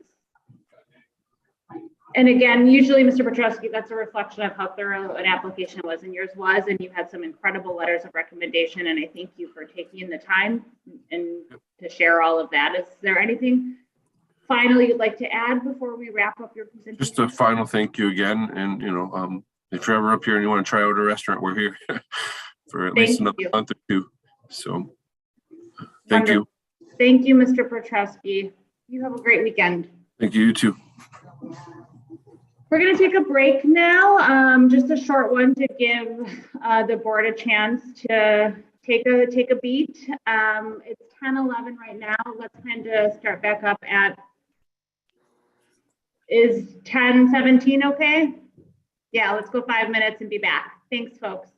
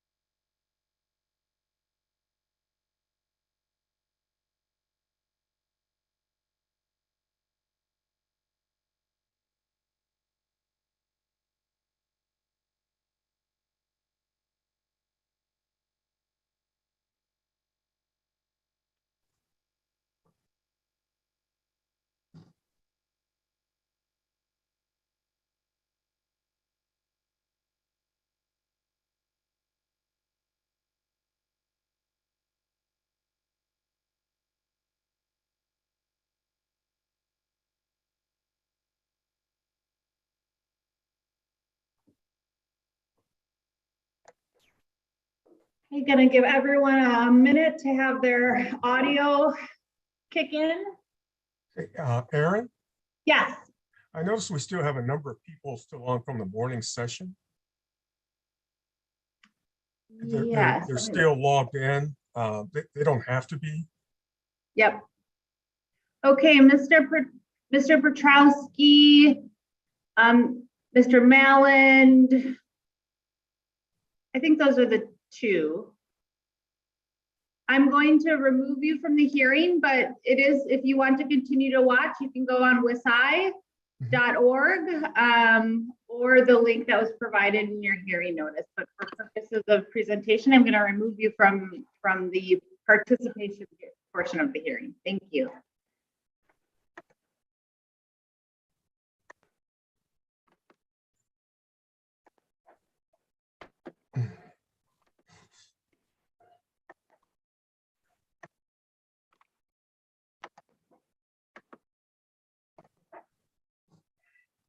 Is that everyone we had for holdovers? Well, it looks like we still have Dante. Oh. On mute. Dante Ren is How this do I turn on the coming microphone? section. So.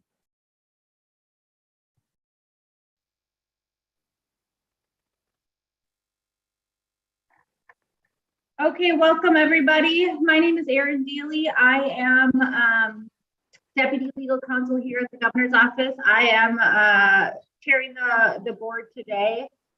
We have a number of board members as well joining us. They'll be hearing your case and hearing from you today. Pardon me, I don't have their really impressive, here it is. They're really impressive biographies in front of me. I got it pulled up again. So today we have Judge Kremers. He is a former Milwaukee County Circuit Court judge. He was a judge for 26 years, retiring in 2018. Also on our board today, we have Myrna Warrington. She is Director of Vocational Rehabilitation on the Menominee Indian Reservation, and has been a member of the Menominee Tribal Legislature for 11 years. Noble Ray, former member of the Madison Police Department, including as Chief of Police from 2004 to 2013. Anthony Cooper, he is Vice President of Strategic Partnership and Reentry Services at the, oh, I'm gonna do it again, Mr. Cooper. I'm so sorry. No, it's not a problem at all. Nehemiah Center for Urban Leadership. Thank you. And Mr. Cooper was a pardon recipient in January of 2021. Finally, we have Reverend John McVicker Sr. He is founding pastor of Christ the King Baptist Church in Milwaukee. Those are the members of our board that we're going to be hearing from today. Just so you folks know, we have your applications. We've read your applications, so we know all of the information that you already gave us. So when you present today, try not to emphasize too much all that stuff that you got us, right? This is your opportunity to tell us what you think is the most important thing for us to hear and why you think you should get a pardon. But don't get too lost down the path of reiterating the stuff that you already told us in your application, because we read it and we want to hear the stuff that's necessarily not in there. Okay. What's going to happen is you're going to get an opportunity to introduce yourself. Then the board might have some questions of you. They might not. Sometimes we have questions, sometimes we don't. It doesn't mean anything other than you might have just been very thorough in your application. In terms of when you'll be expecting to hear from the board about their decision, it usually takes about a month. So I appreciate your patience. We'll just get started right away unless anybody on the board wants to interject and say, Erin, you missed something. Nope. Okay. First up for the second half of the morning is Charles Paschke. Forgive me if I mispronounced that. Mr. Paschke, you can unmute, so you're going to click the microphone. Can you hear me now? We can, yes. Go ahead and get started, sir. Oh, okay. I wasn't sure if this was going to work. It's working great. We can see you and we can hear you wonderfully. All right. Do I start now or what? Please, yeah, so we've reviewed your application. We know everything that you've already submitted to us, but just please introduce yourself and just tell us a very little bit about yourself and why you're here today and why you think you should receive a pardon. Okay, my name is Charles J. Paschke. I'm 66 years old. I'll be 67 in a couple months. The burglary that I was involved in happened in June 1976. I was 20 years old, out partying with two other fellas, and the bars closed. And one of the fellas, and we went driving around after that in somebody's car, one of the other guy's car. It wasn't my car. And one of the fellows that was in the car, there was three of us, suggested that you break in to a Sears warehouse. I mean, I knew this warehouse because my father owned a trucking company that delivered furniture from Sears to that warehouse. And the guy that I was with, he worked there sometimes too, and he knew about that. So when he suggested that, I didn't understand why he wanted to do that, because there was basically not much in there, not that I'm aware of anyway. But anyway, we got to the Sears warehouse, and I was in the back seat. He was in the front. He jumped out and proceeded around to the back of the building. I don't know if he kicked the door in. He probably did. That's kind of the guy he was. And after he didn't come back for a while, I got out of the car and went around to see what was up, And he come walking out. I don't know. And I don't remember, to be honest with you, it was 46 years ago.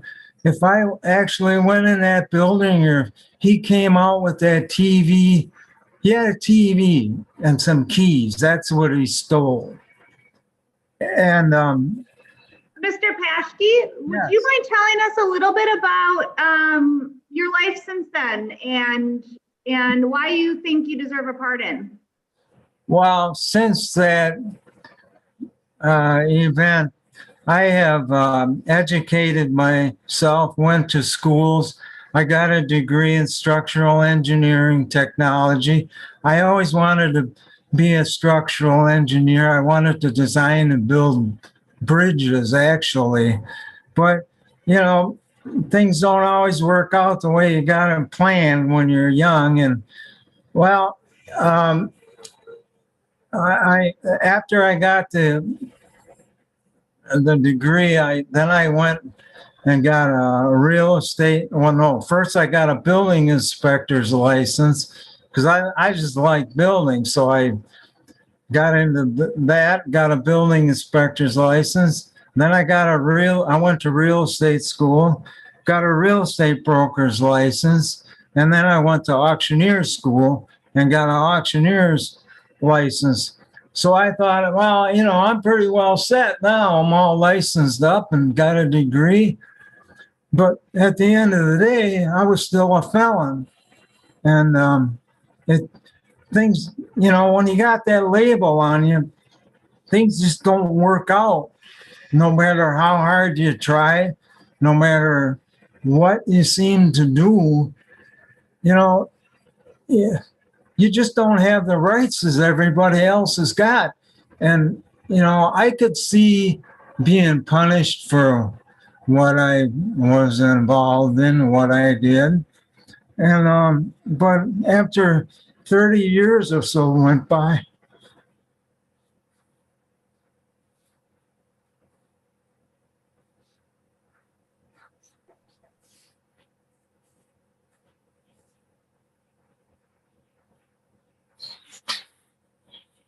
Take your time, Mr. Paschke. I don't know. I'm ashamed of myself for it.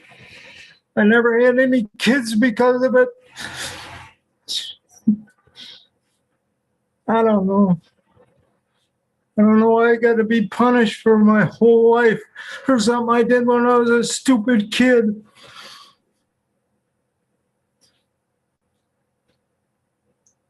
I don't know what to say. I've been trying to explain myself for 45 years, and I don't know what to tell anybody anymore. It's not me. I'm not that kid. Thank you, Mr. Paschke. And you I submitted. don't know how much I got stage Lyme's disease now, and I don't know how much time I got left. I want to travel. There's a trap shooting club right down the road from where I live. I used to trap shoot when I was a kid, and I'd really love to do that again. You know, and this felony thing, you know, every time you want to do something, it comes up and it bites you, you know. And no matter how good of a person you are, no matter how many things you do, you got that felony hanging around your neck. It's like a weight, and it never leaves. I don't know. Thank you. That's why I want to be forgiven for that, you know, by the board and the governor, and be granted a pardon so I can get my life back. Maybe do some things that I wasn't able to do then. I'll run for a local office or something. I know a lot about building construction. I used to design buildings. I built buildings. That's all I did my whole life. That's all I did. And I think I got a lot to offer, a lot of people with the knowledge and skills that I have. But every time I try to get on a major project or something, $1 million, multi-million dollar, they find that felony kicks up. Oh no, we're sorry, but that ain't gonna work, you know. And I could have done a lot of other things in my life, but that felony, it's the one thing that just ruined everything. But I have been married for 33 years. I built my own home. I still live in it today. I built a couple of them, actually. The one I live in right now, it took me 2 years to build. I built it all myself. I had one guy helping me, but, you know, I didn't get paid while I built it. My wife worked, and, you know, we worked hard together. You know, it's a nice country house, and, you know, we're not poverty stricken or nothing. I don't, you know, I still work part-time. You know, I still build things, and right now I design and build furniture because I like to do that. And I work for Habitat for Humanity as a crew chief on some of their projects. And I did volunteer or charity auctions, you know, when I was a licensed auctioneer. And I give money to homeless when I see them. You know, I'm a compassionate guy when it comes to people that are down and out, because I've been there, you know. So Thank you so much, Mr. Paschke, and I really appreciate you telling your story. I know it's probably it's an emotional thing to have to relay, and we appreciate you taking the time to tell it to us. And your application was thorough, and you provided information on a lot of the really great things you've done since your offense. So we have that all in front of us. Thank you so much. I want to give the board an opportunity to ask some questions if they have them. Any questions from the board? No questions. Okay, Mr. Paschke. It is not a bad thing. It's not a good thing. It usually just means that you were very thorough and we appreciate it. All right. With that, we're going to move on to the next applicant. Do you have any final thing you'd like to say, sir? No, I think I pretty well went over it all. You did, yes. Thank you so much. You have a great weekend. All right. Thank you.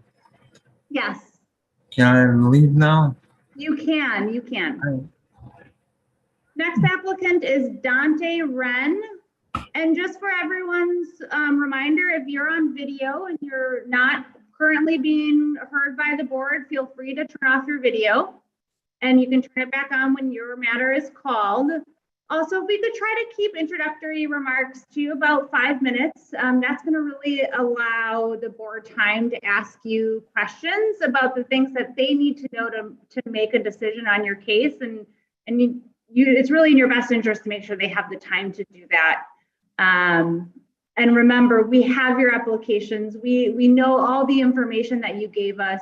So this is the time to really just emphasize the need to know stuff that you think is the most important thing for the board to know. Okay? Mr. Ren, go ahead. Thank you. Okay, I'd like to say thanks to everybody this morning for hearing me, and thanks for giving me this opportunity to speak about my case and how I became a felon. In 2003, December 9th, I think it was, 2003, I was charged with delivery of a controlled substance, cocaine marijuana, a class G felony, less than a gram, to an undercover officer. Back in that day, I was young. I was like just turning 22. I think I was a young man, just getting out of school, didn't have any direction in life, still trying to figure out what I want to do with myself and the path I was choosing to go on. I kind of had a hard upbringing. It was just me, my mom, my 3 sisters. My dad, growing up, he was in and out of jail throughout my life. I spent a lot of time visiting him in different jails and prisons. And I was just trying to figure myself out, you know, what I want to do with myself. Been through a lot of things and kind of got caught up with the wrong crowd.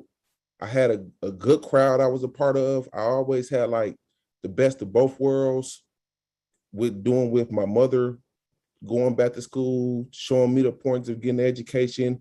I had good friends, and then I had other friends and people I knew from my father's side.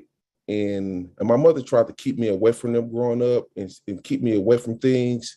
But as I got older and I was just being young and dumb, I kind of start hanging around the wrong people and start just getting involved in things that I knew I was better than. And one day I was just trying to make some money because I was in between jobs at that time. And I end up selling drugs, like $40 worth of controlled substance, to an undercover officer. Later on, I was charged and booked.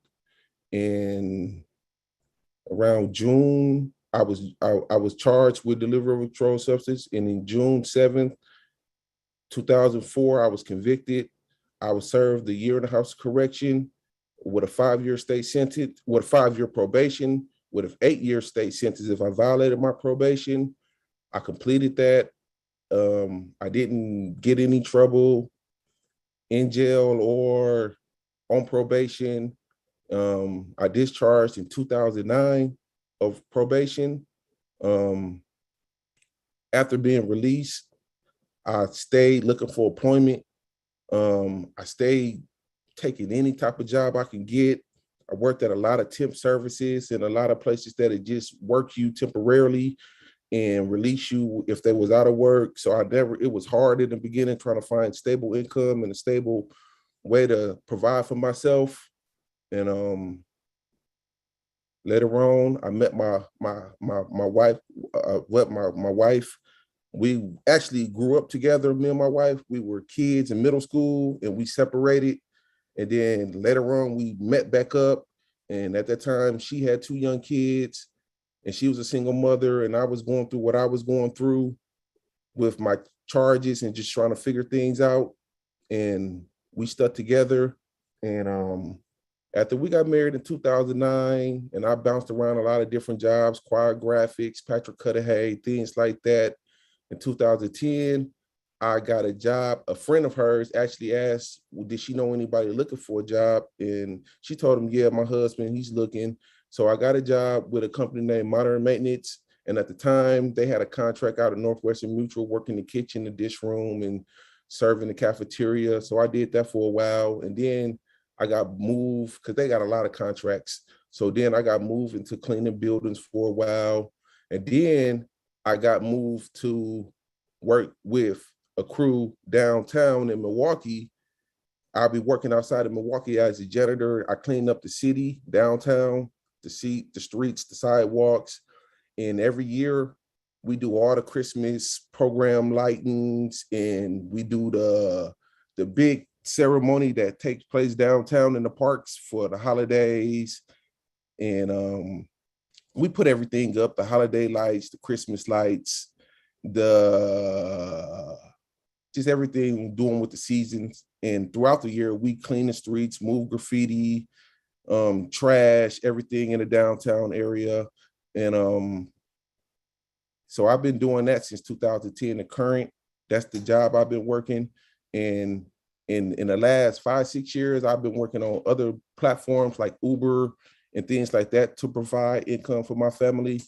And I worked through the whole pandemic, both jobs, because I was essential. So recently I started working for a job. It's like Uber, but it's like giving medical rides to people who have medical disabilities, and they need transportation to and from their appointments and medical appointments. And I really like what I do now. And I really like working downtown because I really deal with the public, and I really help people a lot. And I really help people with Uber and the medical transportation. And I really grew to really love this transportation situation. And the reason why I'm asking for a partner is because I'm really looking forward to trying to start my own transportation service for people who who got medical needs and need help.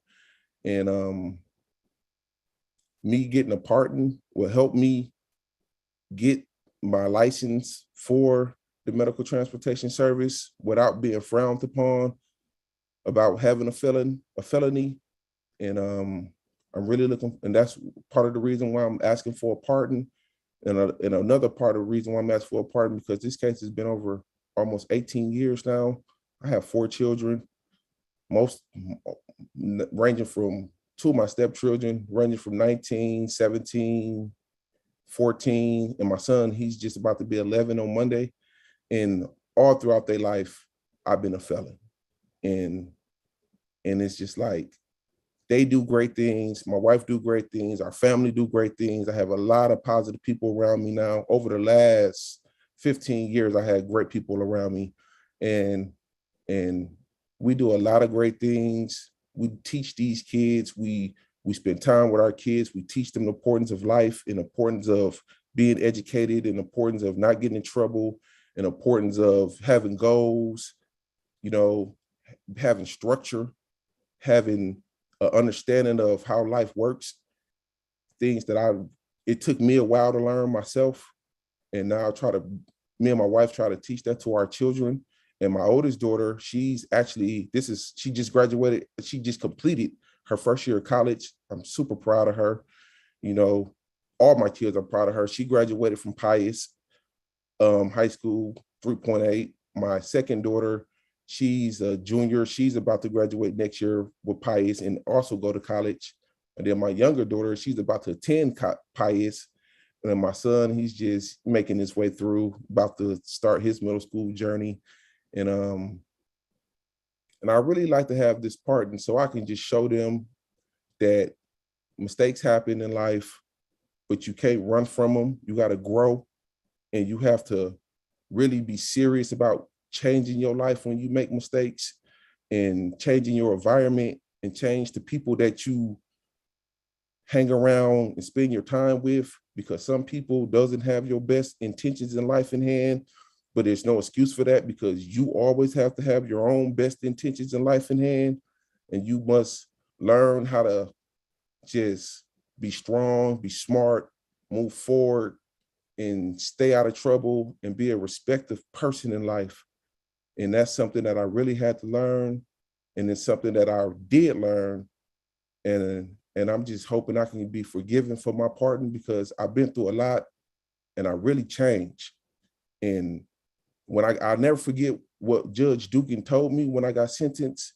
You guys out here selling drugs, and you guys think that you don't affect people's lives in the communities, but those people that you're selling drugs to, those people are sick and they need help, and you're like taking advantage of them. And that's something that's stuck with me the whole time I was incarcerated, because I'm not the type of person to take advantage of anyone, you know.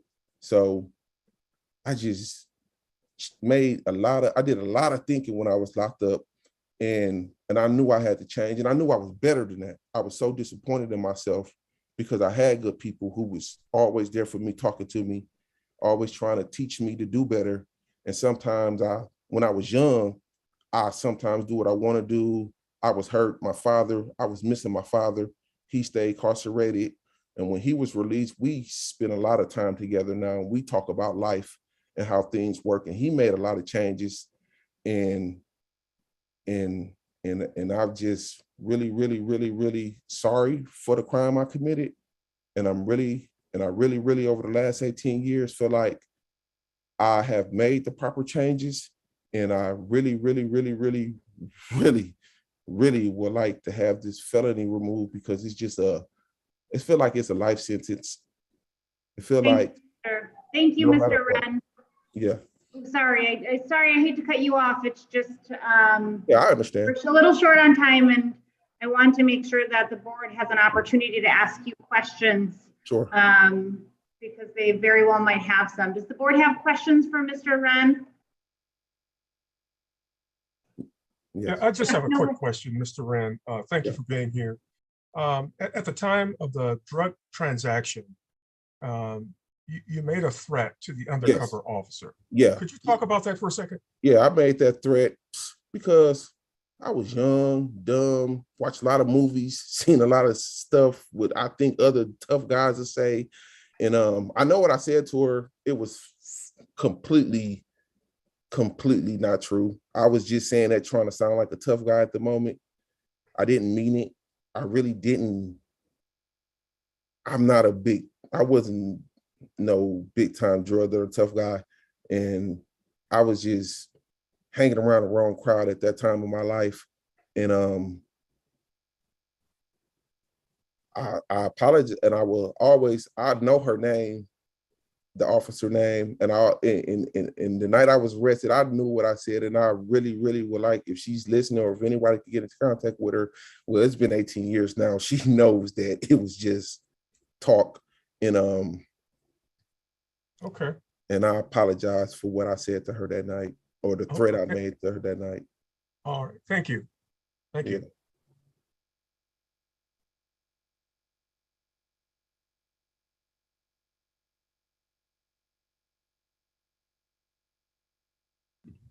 Aaron, you're muted. Just a quick question, Mr. Ren. You disclosed an arrest or a dismissed charge from 2017 of a battery charge. You mentioned in your application for 2017 as being dismissed. It doesn't seem like you have any recollection of what that was about based on your face. No, 2017, a battery charge, no. Okay. I don't recollect that. And it was dismissed, so you don't have a conviction for anything. I just didn't know if you had any more context you wanted to provide there. No, I don't. I don't remember a battery charge in 2017. Okay. I remember, no. Okay, thank you. Any other questions from the board? Anything else that folks would like to add? Or you would like to add, Mr. Ren? Otherwise, we're going to go to the next application. I'll just like to say, I thank you guys so much for what you do, and the governor for what he's doing, because it's very hard to get this done.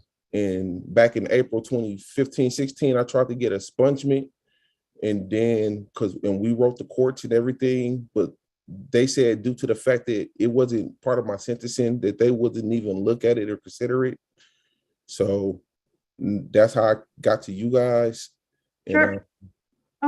And I'm just praying for this this pardon so I can just move forward with my life. And I'm trying to start a transportation company, me and my wife, and we're trying to just move forward. And I really need this so I can start this company and so I can travel with my family and go out of the country and do small things like that and spend a lot of time with my kids and my children and my wife.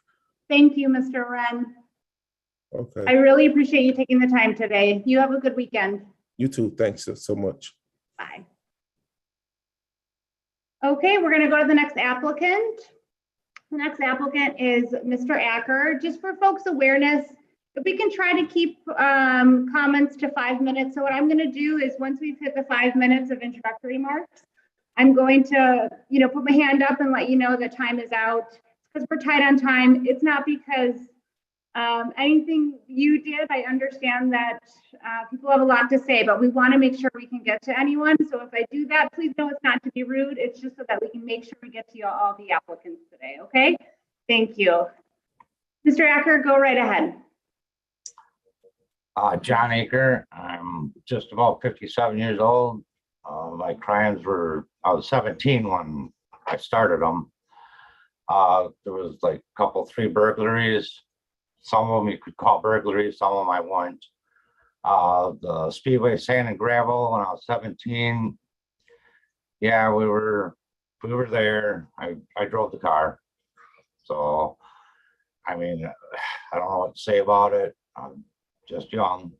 Then the next one, I wouldn't even consider a burglary because actually they should have gave me like breaking an entry or something because there was like 8 of us. And excuse me, we basically old schoolhouse, we fixed it up. I mean, we brought furniture and a wood burner, and I mean, we were partying there for 6-8 months. And one day the cop knocked on the door and we all went to jail. And gas and tools. the next one is we were me and a buddy were coming back from Illinois. We're down watching drag races and ran out of gas on the way back. And it's like 2 o'clock in the morning, 3 o'clock in the morning. Well, we walked up to a farm and we were siphoning gas out of a tractor. And he grabbed a few tools. And next thing we knew, the farmer was standing there and the cops were standing there. And oh, yeah, and all the rest of the story. So, and the drug charge, man, I was broke. My wife, well, at that time, she's my fiance, pregnant. I had to pay the rent. I knew what I was doing. I knew it was wrong. I mean, like I said, these are 35, 40 years ago. It's like that other guy said, it's just a weight around my neck and it just holds me back. About 1.5 years ago, I fell off a roof and I broke my whole left side, my femur, I shattered vertebrae in my back. And so I got to redo my life. And I mean, with this felony hanging over my head, I mean, I can't even fall back on my license. I thought I'd fall back on my CDL. And well, when I've been looking into it, well, you got to be bonded. Well, I was thinking of bond me. I mean, I can't even go to a gas station to be a cashier, for God's sake. And I mean, laboring's out. I ran my own roofing business. I supported 3 kids. I'm a homeowner. We go to church. Now it comes down to my grandkids. I want to start spending more and more time with my grandkids, and it's just hard because, you know, there was a school, and I just like just a weight around my neck, and I mean, I raised 3 great kids. I got 2 school teachers and a computer whiz, and I've been married for 35 years. Hunting. Huh? Hunting. I would really like to teach my grandchildren how to hunt, fish. You know, I can do, we're already doing the fishing, but they're getting to the age where, you know, I'd like to take them deer hunting and rabbit and squirrel and just go shoot skeet. Just, you know, and the way it is, you know, I can't even touch a gun. And so, I mean, I still hunt. I use bow and arrow. It's legal. And we actually eat a lot of meat that I hunt. And it really makes a difference. And now with me broken, I don't know what I'm going to do. I really don't. I mean, I got 5 vertebrae in my back fused together. One of them is actually gone. Shattered my wrist, my pelvis, my femur went up through my pelvis and hit my kidney, liver, and pancreas. And they're all scarred up, gives me a lot of pain. Thank you, Mr. Acker. Thank you, Mr. Acker. That sounds, I'm sorry to hear that happened to you, but thank you so much for talking about your story today. I want to make sure the board doesn't have any questions for you. Judge Kremers. All right, Mr. Acker. So I just want to make sure I have the sequence correct. You had a couple of burglaries that you were convicted of when you were 18 years old in 1983, and you got probation. And then 2 years later, you got 2 more burglaries for burglarizing several homes. And you got 3 years probation that time with 4 months of jail. And then a few years after that, you got the drug charge for selling drugs.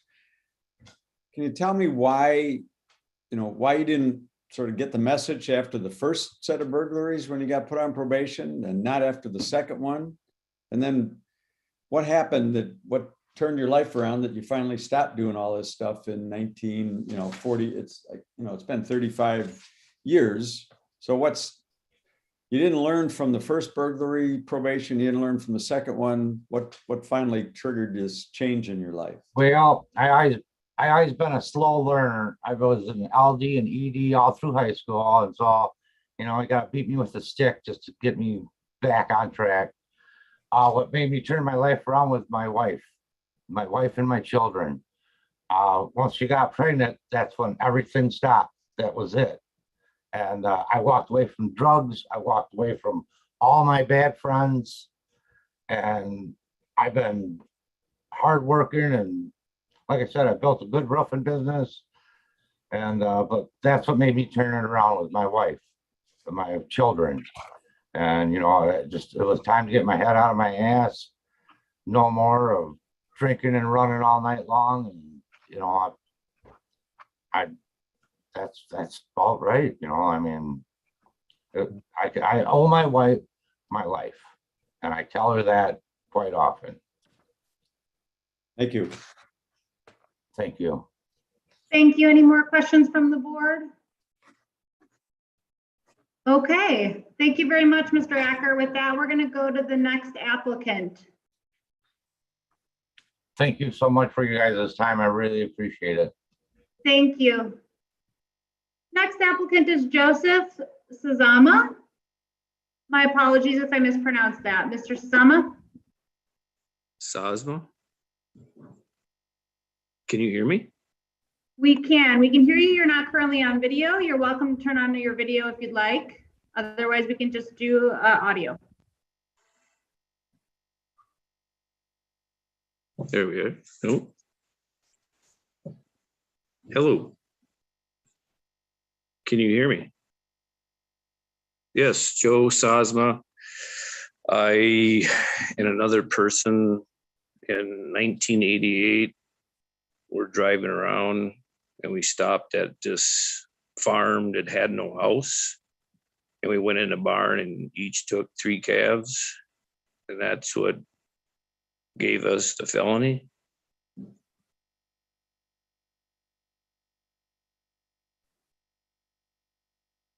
Thank you. Took the calves to resell them for money. I was a farmer myself at the time. very stupid, selfish thing to do.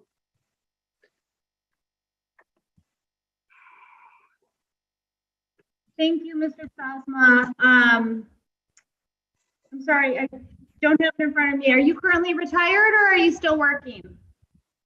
Still working. Okay. Have, What do you do?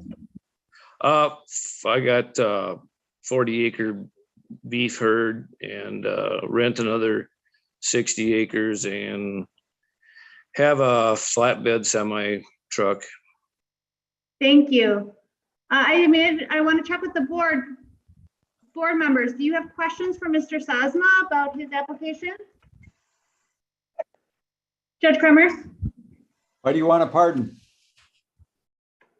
Well, I'd like to be able to work at the county department of the Clark County where I'm living at.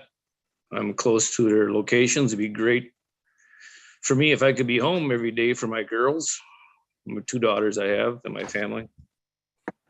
And I'd like to be able to vote, which would be a great feeling. And I would also like to do it for myself and my girls. My girls, I explained to them what I did and they can't believe that their dad would have done something like that. And I want to clear it up if I can and show them that I turned myself, well, they know I turned myself around because they can't believe I did something like that. But So, first of all, you can vote. Since your sentence is over, you have no impediment to voting in Wisconsin. So just so you know that if somebody's telling you can't vote, they're wrong. You can vote. How many head of cattle do you have currently? 28 head at the moment. Thank you.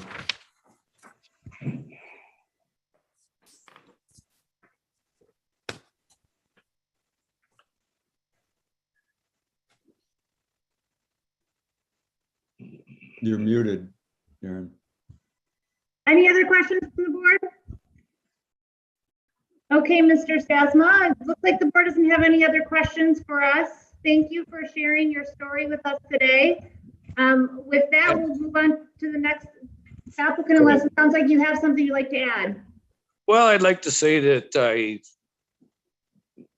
really turned myself around from what trouble I got into and 34 years ago. And it's just that I went out on my own to do it. I made good intentions of who I choose to be around and what I do.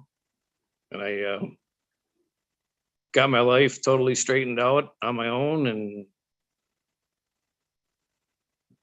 owned my own truck and got my own place, 40 acres built up from nothing and paid for it and worked hard at it and enjoy being with my family as much as I possibly can. Would like to be home more often for them instead of being in my truck all the time when I'm gone, but it's the way it is. But I want to thank everybody for giving me the opportunity to present myself. Thank you so much, Mr. Sasma. Yep, thank you. You have a great afternoon and weekend. Thanks. Next applicant on the agenda is Teresa Beans.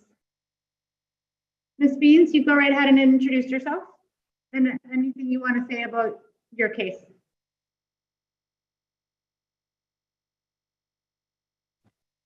Oh, sorry. Good morning. Can you hear me now? Yep, good morning. We can hear you and see you. You're good to go. Sorry, my voice is all a little off because I'm getting over being sick, so I may go in and out. Teresa Beans. My charge was in 2003. My case took a while to commence and was sentenced in May of 2004. It was a theft charge. I was given 42 months of probation supervision, which I completed with no issues, and was finalized with my sentence in November of 2007. during the time of while I was on probation, I decided that that was, unacceptable behavior. It really needed to grow up. I was quite young at the time, and I enrolled myself in cosmetology school. I completed cosmetology school. I've taken that on and become a manager and then become an instructor for cosmetology.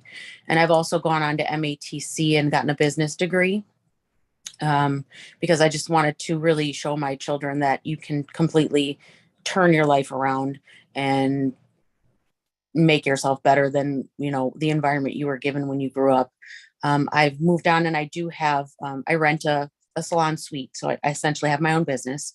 I have for a few years now. And I'd like to start purchasing property in the future and maybe start a property management company, something along that lines. I feel like I should be given a pardon because I've completely accepted responsibility and I've done my time. I've done my due diligence. It's been almost 20 years now. I'm definitely not the person I was back then. I really am ready to move on from that. And as I said before, I really want to show my children that you can make mistakes and that's okay, but you have to accept responsibility and be able to move on with your life and make yourself a better person. Thank you, Ms. Beans. Members of the board, do you have any questions?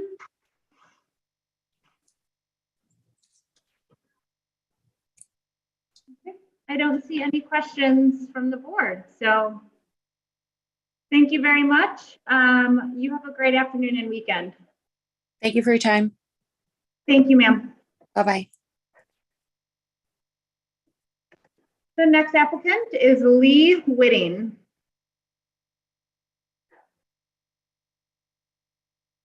I don't see. Hello. Yeah. Oh, I'm sorry. Okay. Yes, you're up there.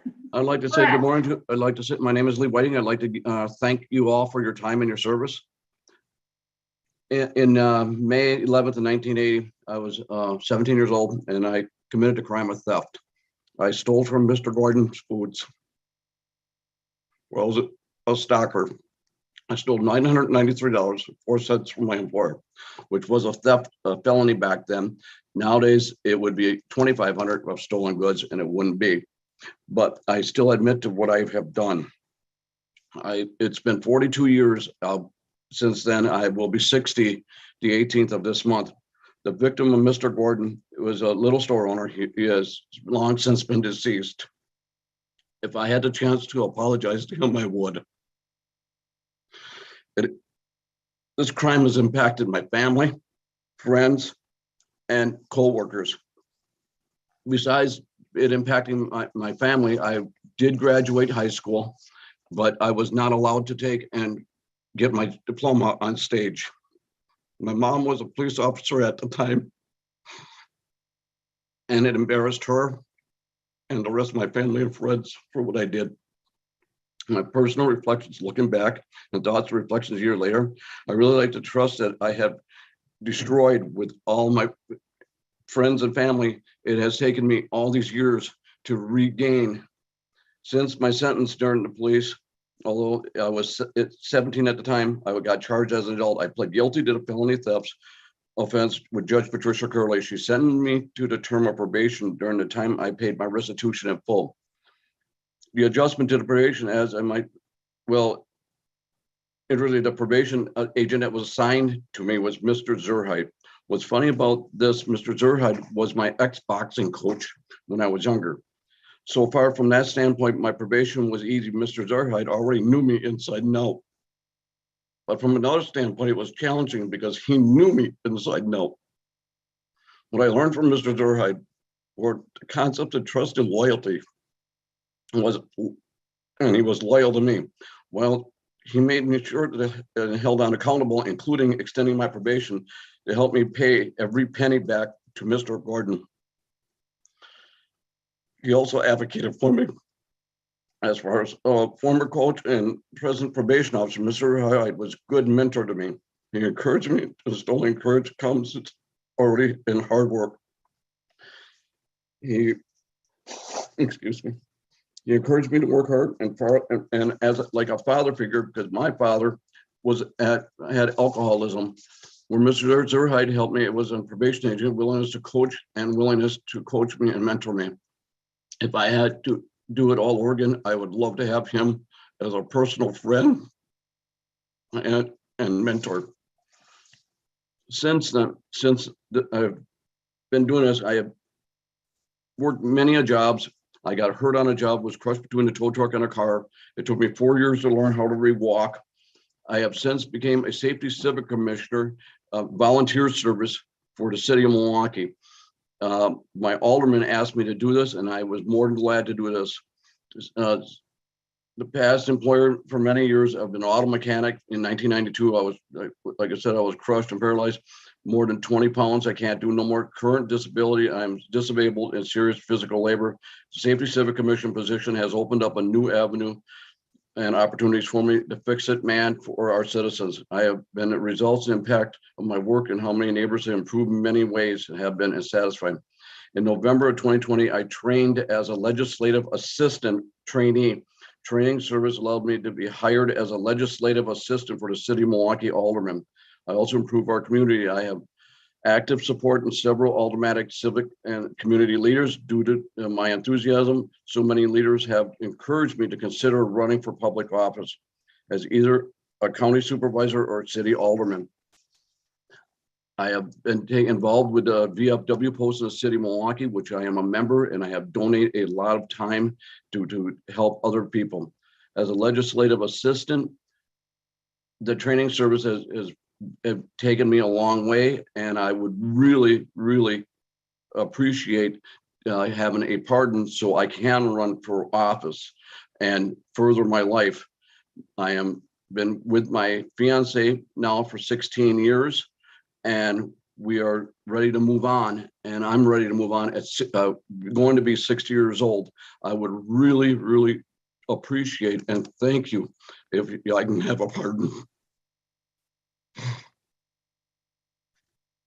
Thank you, Mr. Whitting, and I'll just say your application was very thorough. You laid out a very, very thorough history and background about yourself and all the things you've done since. You're muted, Aaron. I'm sorry. I'm at the Capitol and there are graduation celebrations happening on my window, so I keep muting myself to avoid background noise. Thank you very much for your thorough presentation, Mr. Whitting. That was very helpful. You provided a very thorough application. I'm not sure the board's going to have a much need for follow-up given everything that you submitted to us, but I want to give them the opportunity. Judge Kremers. Yeah, I don't have a question. I just an observation and maybe a comment that you might not be aware of this, but we don't get a lot of applications where both the district attorney and the judge support a pardon application. A lot of times we get a lot of no opinions, but we don't get very many where both of them support the request, which in this case they did, which is unusual. So that's to your credit. And I just wanted to make sure. Oh, he's white. He kisses ass. Yeah. That was somebody else. I think that was whatever. But congratulations, sir. Good luck. I really appreciate it and thank you. Thank you, Mr. Whitting. Barring any other questions, you are all done for the afternoon. It looks like you have a beautiful day behind you. I hope you enjoy your afternoon and weekend. And thank you all for your service and thank you very much. Thank you. With that, we'll go to the next applicant, Miss Badrin. Apologies if I mispronounced that. Yep, so good. And you were on video before, just so you know, you are no longer on video. Your preference, whatever you prefer is fine. I just wanted to let you know that. And either way, please introduce yourself. We are asking applicants to keep their introductory remarks to 5 minutes. And just to make sure the board has time for questions.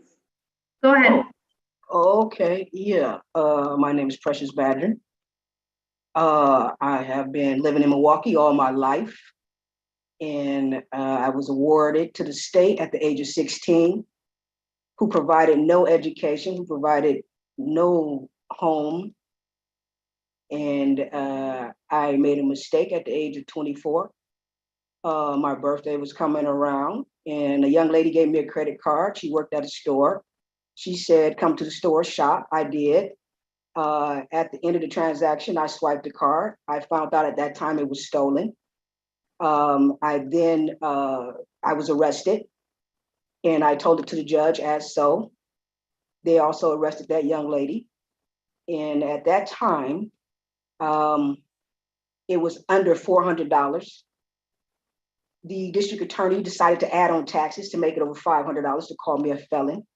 So I'm a victim of racial disparities in the system. I want to clear my name because at that time that was a mistake. And that is a mistake I did not repeat. I involved myself in many avenues of life, and opportunities are disafforded to me because of this felon hanging over my head. I too went to MATC, paid for a class, passed the class with 98th percentile over the rest of the class, and was not opportunity to get that certificate because of the felony. So I request that be removed from my record because it was the tax incentive that took it to $500 at that time, which made it a felony. That's why I'm here today.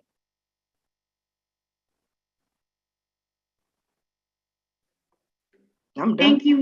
Thank you, ma'am. I want to give I hope I didn't cut you off. It sounded like no, not at all. Okay, any questions from the board for the applicant? Judge? Yeah, I just 1 second, Ms. Badrin. I just want to get something in front of me. Yeah. Before I say what I just want to make sure I'm correct.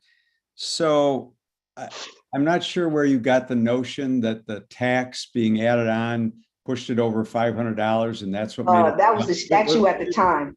No, that's where I got it from. That was told to me. That was told to me. That's where I got that from. Okay, it may have been told to you, but it was told to you in error. And I really want to correct that error because what you were charged with was using a credit card fraudulently. Yes, that's what I was charged with. I know. There is no dollar amount for that. So the fact that you used a credit card fraudulently is what made it a felony. Yeah, at the time I didn't know it was stolen. I understand that, ma'am. I'm just telling you what you were charged with. I don't want you to go through life, whatever happens here, with the notion that somebody added on the tax to make it a felony. That's not what made it a felony. Whether they could prove that you knew the card was stolen or not, that may be an issue that could have been litigated. But the fact that you used a credit card of somebody else's is what made it a felony, not the amount. So I just want to make sure you understand that. And I'm not saying that because you misunderstood that you do or don't deserve a pardon here. I just want to make sure that you understand that that wasn't what made it a felony. Yeah, I understand your dictation. Okay. All right, thank you. I don't have any other questions. I have just one question. You might have heard me ask similar questions to earlier applicants. Your public records indicate a arrest for a resisting obstruction in 2019, but no resolution there. Do you know what happened with that? Yeah, I know what happened with that. I was at home, just parked my car, well-lit street, walking to my residence. I turn around, I noticed two officers standing by my car. I walk back towards my car. I proceed to ask the officer at my car, is there one in the middle of the street under the light? And there's one next to my car, to the right of me. So I turn towards the officer that's to the right of me, and I ask him, why are you in my car? He told me to mind my business. This doesn't concern me. I told him it did, because it's my car. As I started walking towards the other officer, towards my car, the officer in the middle of the street got my attention by stating that, don't talk to him, talk to me. And I said, I have no reason to talk to you because this gentleman's at my car and I want to know what he's looking at.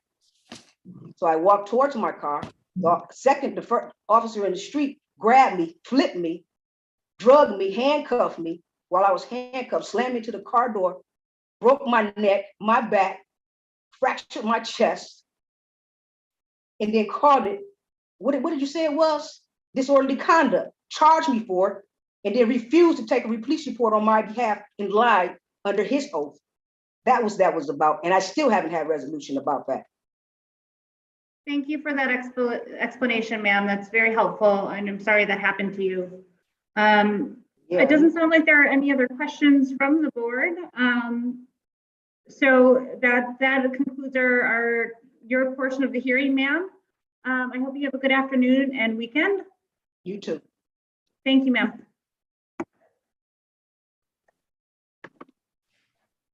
Next applicant is Benjamin Kuhnhart.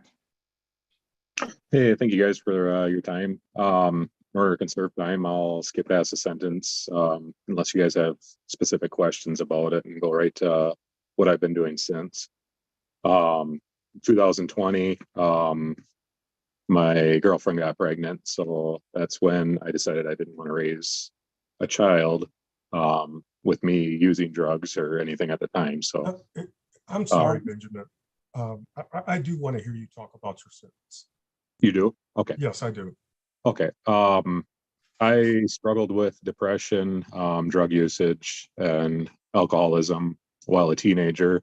Been through hospitals, court system, ended up in a halfway house. Another member of the halfway house suggested one night that we go rob a gas station, and me being full of bad choices at the time decided, why not? So we ended up, I found a baseball bat behind the station that he said I could use to do it because he said he's done it before and basically told me how.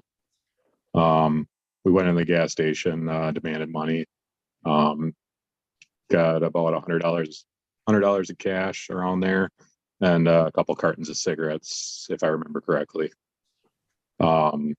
We actually did not get caught for it that night. It was actually a Crime Stoppers tip that another member of the halfway house called in to tip them off to us. When the detective came to my house to ask me about it, I immediately told them, yeah, I did it, and admitted to it, and went through the court system with that. My sentence was withheld. Like I said, it was 60 days in jail and 5 years probation, I believe, and successfully completed that. Since then, I've got a couple speeding tickets, couple seatbelt tickets, but that was about the extent of my police interaction. I said I got hired at a local dairy driving milk truck in '99 and worked there until the end of 2010, where I started my own trucking company from 2010 until about 2 years ago, where I started a heating and cooling business. I've started other companies, or another company in there too, a freight brokerage company, which I decided was just too much on top of the trucking. And I have been involved in real estate investment, which has given me the opportunity to provide housing for people trying to start their lives over. I've been trying to get back to the community as much as I can. I've started a few ministries. We do a firewood ministry to help people who are homebound, can't afford heat. We go out and cut, split, and provide firewood for those people for the winter. I've also recently started a handyman ministry focusing on elderly and single women with children. If they have any kind of need, household where they don't have anybody that knows how to fix it, we go and we fix it for her. I have about 15 men underneath me to help with that ministry. I've traveled out to Ohio numerous times to help build apartment buildings for dislocated Amish women, children, families for a ministry out there. I've been involved in for quite a few years now. There's a ministry that I've got offered for to drive vehicles down to Ecuador, which is a pretty long way to drive a vehicle, but I passed up on that because of my felony record. I don't know what other countries' views are on that. I didn't want to get stuck in Ecuador and not being able to get back or something because of my previous record. Yeah, as far as, I guess, do you have any other questions, or would you like any clarification on anything?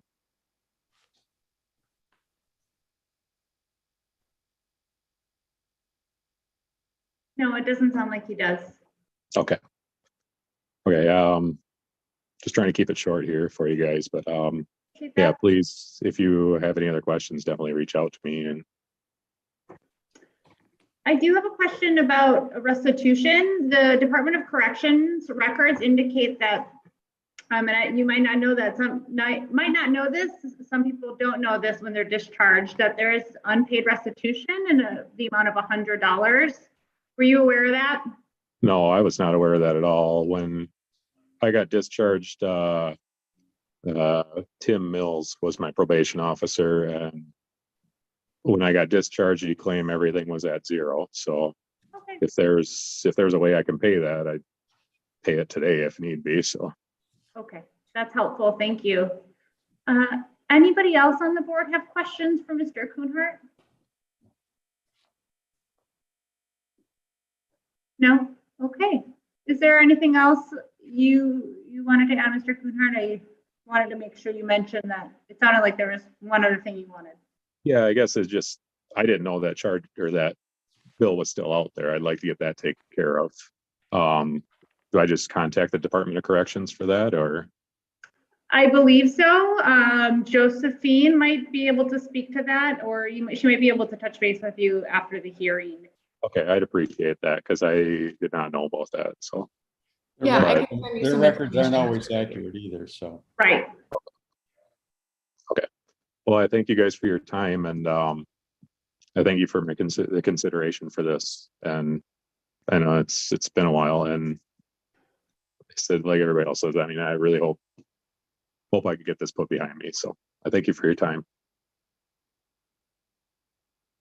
Thank you.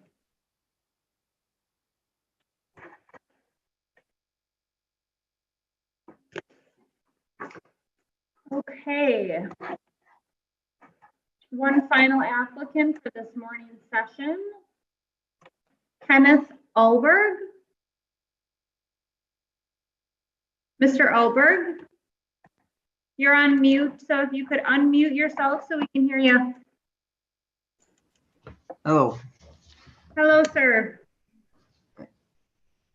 You can go right ahead. Please introduce yourself and provide, if you can, up to 5 minutes about yourself, your case, and why you think you should be pardoned. Okay, my name is Ken Alberg. To explain my criminal past, I'd have to start with the charges that I received in October of 2001, which was 2 counts of battery. What had happened is before that, I was in a relationship with my high school sweetheart for 6 years. At that time in our relationship, we had gone through having 3 kids where I was there for the whole 9 months, cut the umbilical cords. They had my last name, and through paternity test, I found out that none of them were mine. We separated and we're living in different places, but I loved her and I loved the kids and was trying to work things out so much to where I looked past that. I bought her an engagement ring and she said yes. And then one night we were talking and she and I had set up a time for me to come over and we talked some more at her house. And when I showed up, one of the gentlemen that she had cheated on me with was there. And then I ended up kicking in the door and we had an altercation. And that's what got me my 2 batteries with the 2 gentlemen that were in there. I asked her for my ring. She gave me my ring back. The kids were not present when this happened. That's when I got charged with probation for a year. Which brings me to my felony charge that was 3 months later. I was riding with a friend. We were at a party, pretty drunk. We were out of beer and we were on our way home, and we were going past the Dodge, which was a tavern. And we had the bright idea to break in and get some more alcohol. We parked about a block away. We walked up to the place. He knew the place, so he was going to break in. He went up to the window. I was a lookout.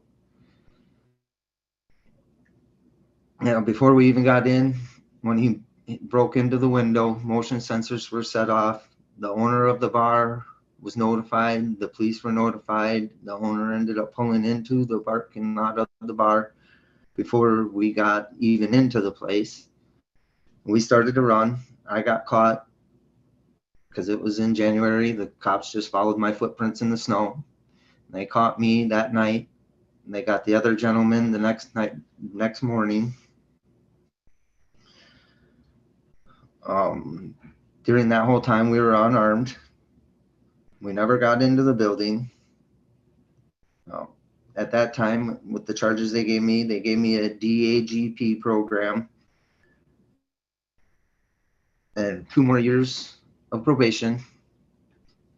And during that time, before I was at my sister's house, and we ended up going to a bar that was a couple blocks from our house.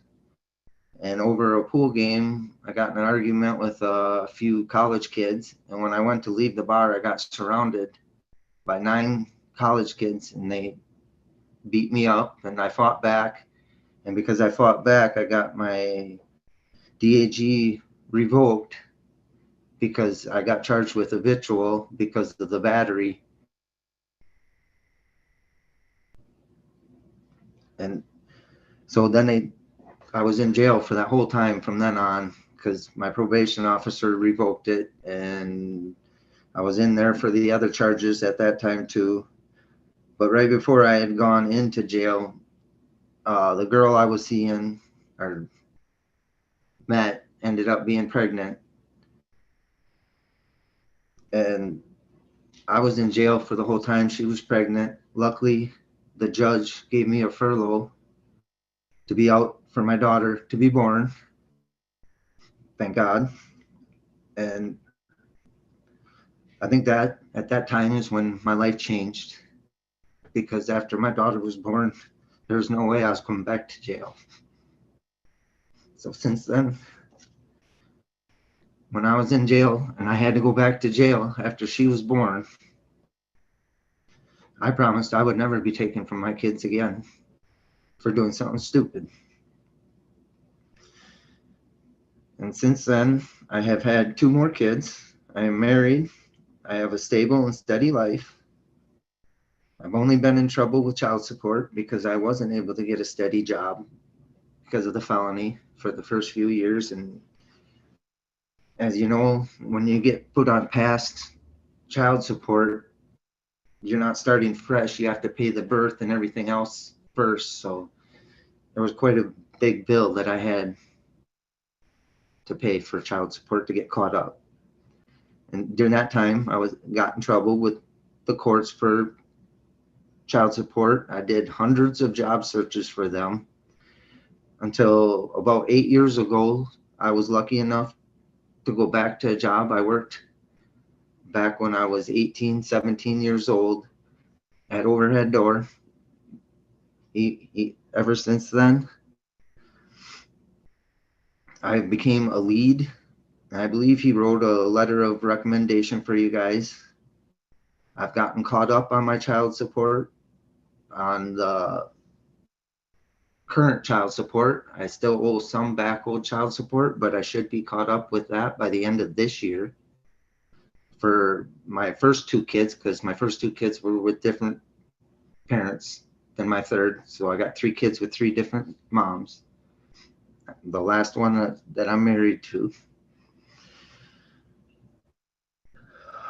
Having a pardon to me would mean the world, because not only can I go more places with work and do more things to be able to help pay back the gentleman that gave me a second chance first 8 years ago and helped me get my life back, besides my wife. But my daughter has been told her whole life how her dad was a felon by her mom. And that would mean the world to me to prove to her that I made it right. And this still bothers me to this day because I married my wife 5 years ago. I met her 15 years ago, but I didn't ask her dad for her hand in marriage because I have daughters too, and I couldn't fathom his response of someone trying to marry his daughter that was a felon. So I was ashamed. So it still affects me. I'd like to be able to put it behind me so I can move on with my life and be there for my son that's the youngest, because I can still go to his field trips and stuff like that. My daughters are a little bit older, so I think that's kind of sailed, but I can be there for their children when it comes time. So that's the reason why I wrote you guys, and I thank you for your time and consideration. Any questions, I'll be happy to answer. Any questions from the board? Okay. All right. Well, thank you very much for your time today, Mr. Elberg. You are the last applicant for the morning. So you have a good afternoon and weekend. You too. Thank you very much. Thank you. So with that, the board is going to, I move to transition the board to closed session pursuant to Wisconsin statute section 1985 subsection 1A, D and F, for the purposes of deliberating cases which are before the board. We would be into closed session from 11:30 until 1. We will return at 1. And so can I get a second from the, thank you, Judge Kremers. With that, we will move into closed session.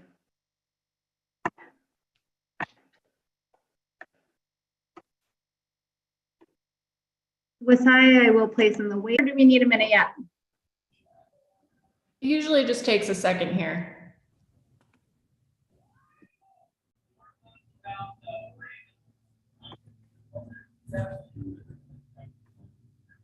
Okay.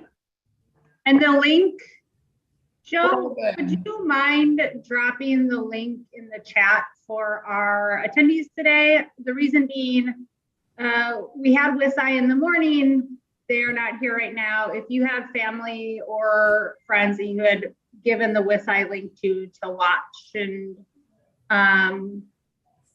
to watch your presentation, that won't be there, but we still, pursuant to the public records law, are making this, of course, publicly available. And I want you to be able to have that if you had, if your family had been expecting to be able to watch on Wasai. Will do. Thank you.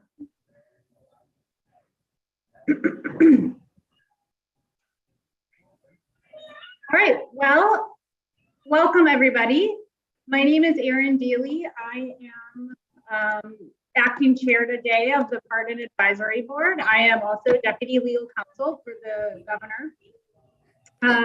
Today, I want to first start off by introducing the other board members that you'll be talking about your case to today. I went ahead and again closed out my biographies. So bear with me, apologies.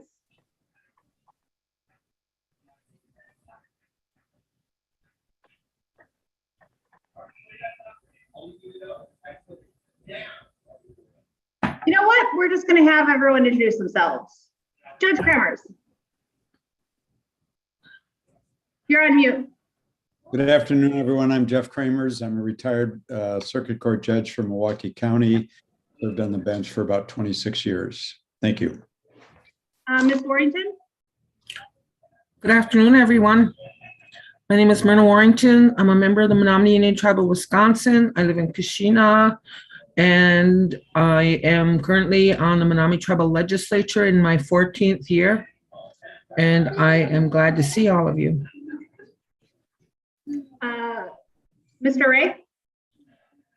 Good afternoon, everyone. I am the retired Chief of Police of the City of Madison and was with the Madison Police Department for 30 years and currently involved in consulting. Mr. Cooper?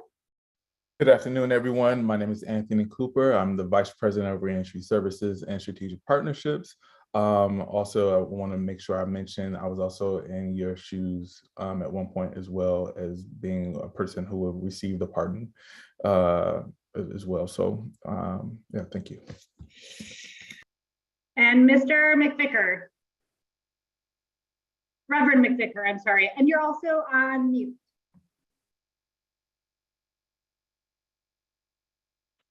There we go. John McVicker. I currently serve as senior pastor of Christ the King Baptist Church here in the city of Milwaukee. I've been doing this for 37 years. Okay. So just to sort of give you folks a preview of what's going to happen today. I don't know if those of you here have watched before, but what's going to happen is we're going to go in the order of the agenda. And each of you is going to get an opportunity to talk a little bit about yourself and your case and why you think you deserve a pardon. Each applicant, if you can try to keep your remarks to about 5 minutes. If I cut you off, please know it's nothing wrong that you did. It's purely because I want to make sure that the board members have time to ask you questions about your application and any follow-up questions about your presentation. But again, and also remember when you're giving your introductory remarks, we've seen your application, we've read your application, we've read everything you've given to us. We really appreciate the time and energy that went into putting those materials together. But keep that in mind and try not to be too repetitive of the stuff we got, because we assure you we've reviewed your submissions and appreciate, again, the time that went into those. After everyone is done, the question that everyone asks is, well, how long is it going to take to hear back? That tends to be about a month. You will hear back about what the final decision is, and the board will make recommendations to the governor, who makes the final decision after board recommendations. Okay, and I see Josephine, who many of you might have already had communications with leading up to this. She has dropped the link to the streaming site for this as well, if folks need that. While you are not presenting, please feel free to turn off your video if you think you can do so without accidentally dropping off. And then once your case is up, turn your video back on. We love to see your faces. And then after your presentation and questions are done, you do not have to remain on. You go about your day and your afternoon and your weekend. Okay. All right, so let's get started. Did I miss anything? Board members, Josephine, Destiny, if you're on. First up today is John Stastny. All right.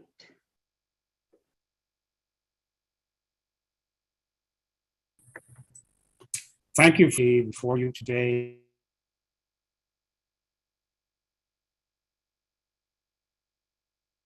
Oh, Mr. Stastny, your audio cut out a little bit. John Stastny, my full name John Edwin Stastny.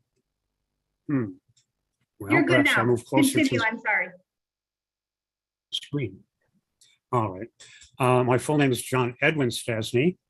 I'm 70 years of age. 22 years ago, I pled guilty to 2 felonies. The first was employee theft, and the second was misconduct in public office.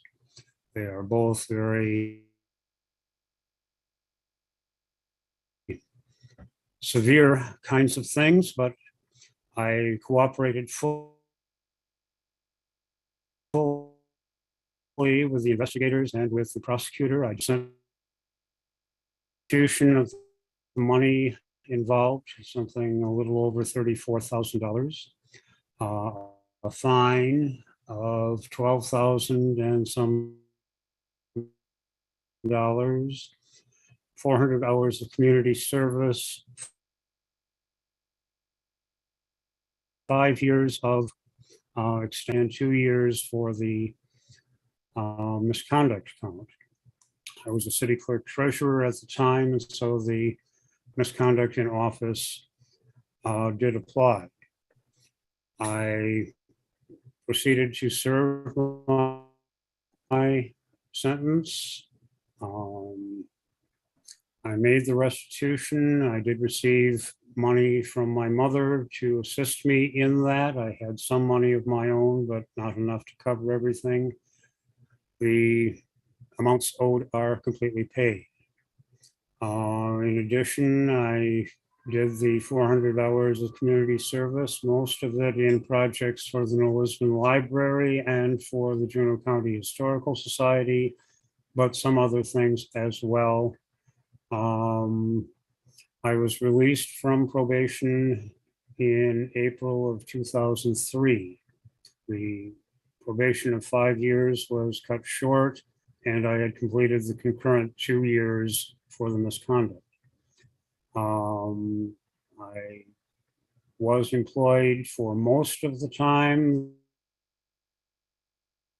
that I was on probation and have been currently. I have been involved in a number of community organizations, the New Lisbon Lions and also the Lions District, and served a term as Lions District Governor. I've served as secretary for the Juneau County Historical Society and have done a variety of tasks for them in that capacity.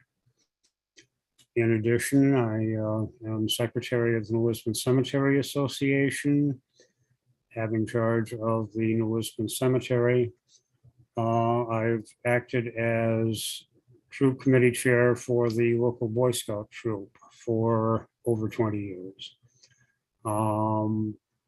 Basically, I have tried to keep my act clean. I've married in 2008.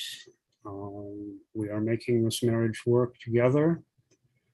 In addition, I look forth for a pardon for a few reasons.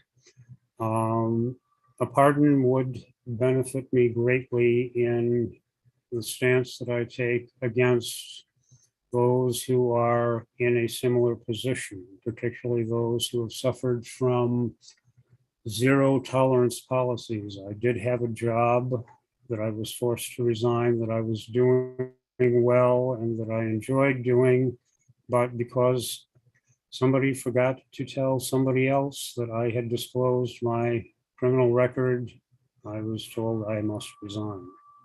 In addition, I have a great deal of interest in and love for my community.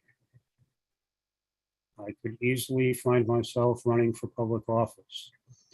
The felony convictions, of course, preclude me from doing that, but I would very much like to pursue that idea. I think I have a number of things to offer, including historical background on the community. Additionally, I used to trap shoot and I liked it a lot.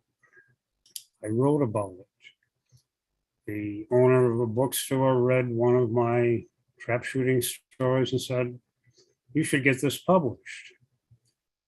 And so I proceeded to try to do that and talked to, by telephone, the editor of a magazine in Michigan that specializes in such things. And he was interested in that, but I would need to have access to the guns that I'm writing about.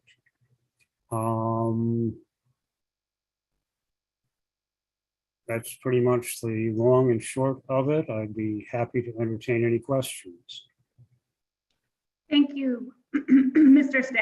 Stastny. And just so you know, your video is not on. I don't know if you intended it to be, but it is not, which is fine. I had trouble clicking it off, but I see I've got it now. There you go. All right. This is me. Hello. Nice to see you, Mr. Stastny. Does the board have any questions?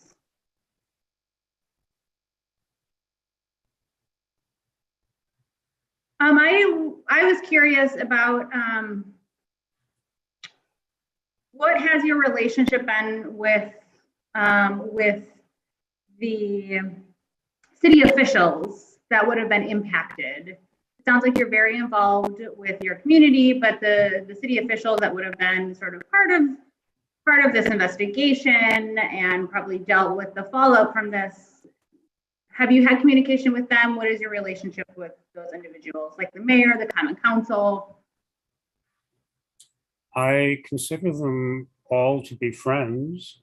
We have not had any hard feelings about it. I did the crime, and I admit that, and I certainly feel that many of them acted in the way that they had to act, and not necessarily out of any vindictiveness, nor has there been, to my knowledge anyway, any vindictiveness since that time.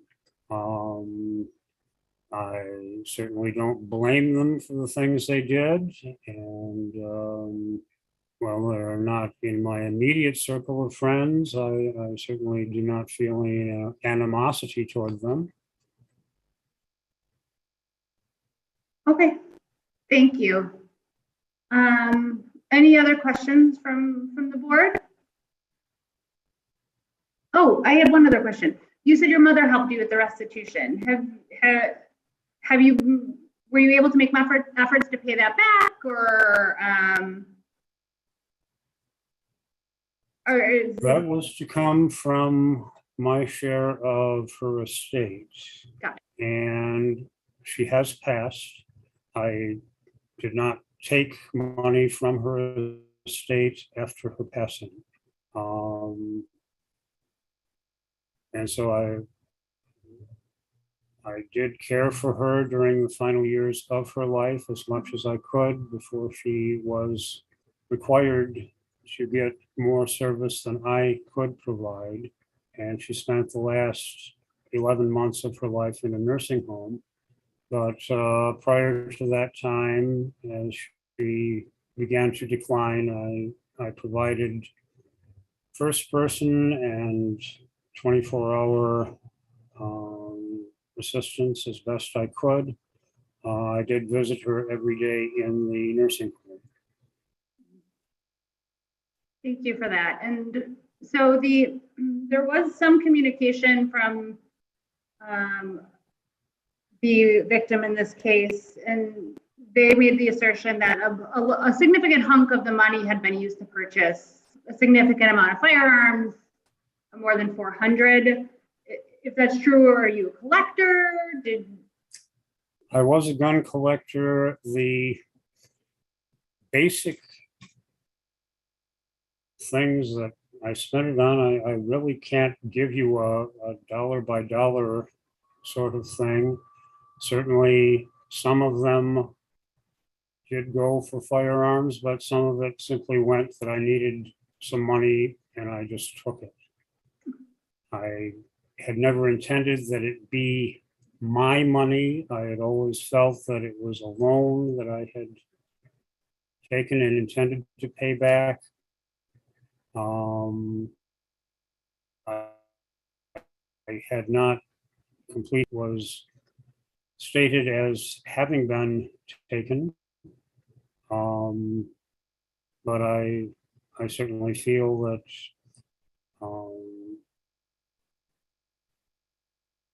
I had never intended that it be mine for me to use. It was mine that I needed to pay back. I have since that time learned to say no to myself, no to others.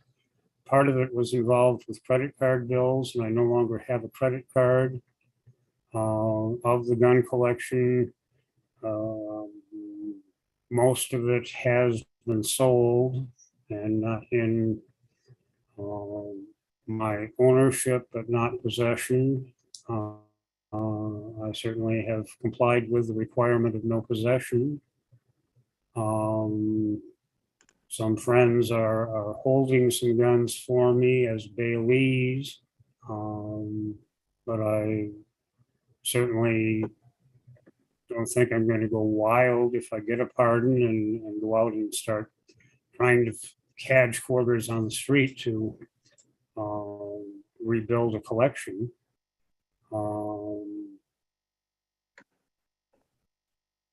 I hope that answers your question and your concern. It does. Thank you so much. Okay, does anybody have any other questions? Well, thank you very much, Mr. Stastny. I appreciate your time today. With that, we'll move on to the next application. I fully appreciate your time on this, and I thank you for giving me this opportunity. Thank you, sir. Next individual is Miss Barwick. Hi, my name is Stacy Barwick. I received a felony back in, I believe, 1991. The circumstances surrounding that were I was at my local bank. My Firebird had been repossessed, even though I was 2 months ahead on my payments. And it was a bank in Antigo, Wisconsin, a small town. And I had checked with the individual that I purchased the vehicle from. And he had said, well, I'm not sure what kind of wool they're trying to pull over your eyes because you were 2 months ahead on your payments. So I went to the bank and I refused to leave the bank without my Firebird. And I was indeed arrested for disorderly conduct because I would not leave the bank. And at that time, in Langley County did not hold women prisoners. So I was transferred over to Shawano County. And at the time, when they parked the car and opened the car door, I made the choice to run from the sheriff's car. And I made it about a block and I was charged with, Shawano County came back and charged me with felony escape. So that was the circumstances surrounding that. And I've lived with that felony for 30 years now. I got a divorce. I was married at 16. I got divorced at the age of 21. After that felony, I moved to Milwaukee and decided to better my life. I went to Alverno College for 3.5 years for nursing. I did not graduate, probably would not have been able to get that nursing license anyway with the felony on my record.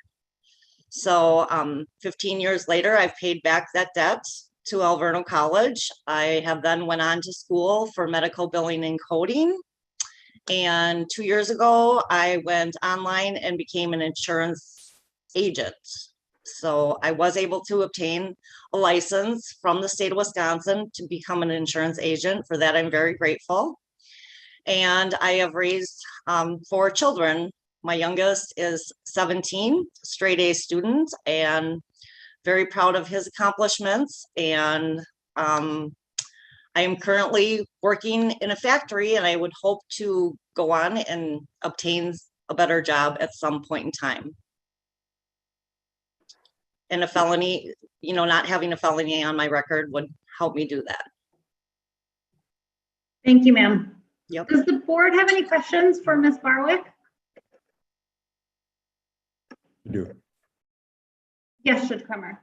Good afternoon, Ms. Barwick. So, good afternoon. Ms. Barwick, I know it's been, looking at your record, I guess the last time you were arrested for anything was 2011. And that was a domestic abuse related disorderly conduct charge. So I've got 2 questions. The first one is, can you tell me what that was about? Who was? Yes, absolutely. So, and if I'm correct, that charge was dropped a year later. It was dismissed. Not sure, but all I have is that the charge was issued. Yes, I was in a relationship with my 17-year-old father for 14 years, and it was very abusive. And in fact, he called the police and said I hit him, which I did not. And then it took a year to get off my record. And there was also a 4-year restraining order involved in that in 2012, where I left my home that I bought in Wausau, Wisconsin, and took my child and moved to Wisconsin Rapids for a year and a half. So that charge should not, I mean, it should be dropped because it took a year to fight that. Okay. So the other part of my question is, I'm not sure in my career I've seen somebody with as many disorderly conduct arrests as you've had.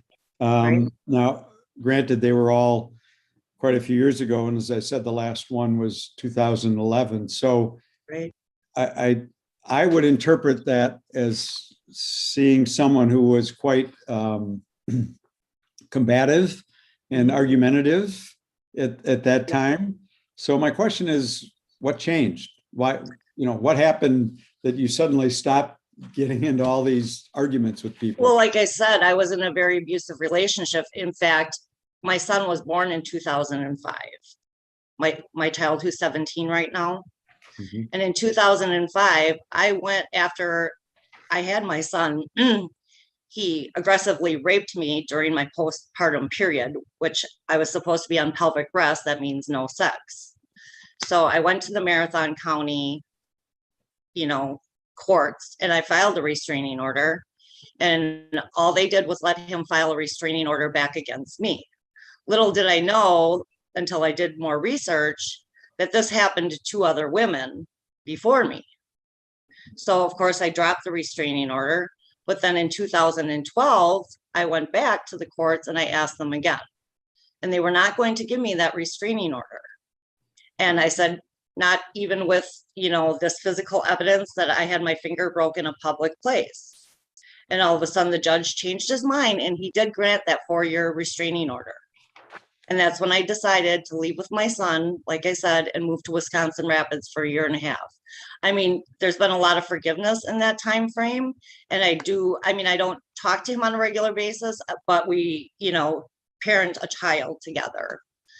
I do most of the parenting. He does phone calls, and the child sees him about once a month. So I decided that I do not want to raise my son in that kind of environment. And it took me 2 tries to get out of that type of lifestyle, but I did. And my son is thriving and doing very well. Thank you. You're welcome. Any other questions from the board? Okay. Ms. Barwick, thank you so much for your time today.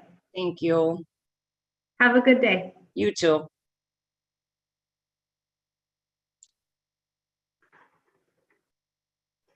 Next applicant, I have Miss Love. Hello? Yes.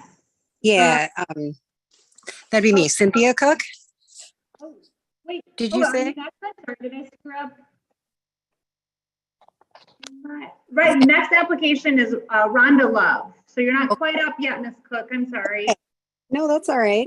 Sorry about that. Miss Love, are you there? I see you're here. You are on mute and your camera is off.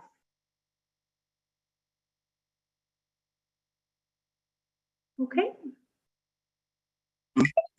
Can you hear me? Yes, I can hear you now. Your video is still off, which is fine if that's how you prefer it. I don't. I just don't know how to turn it on.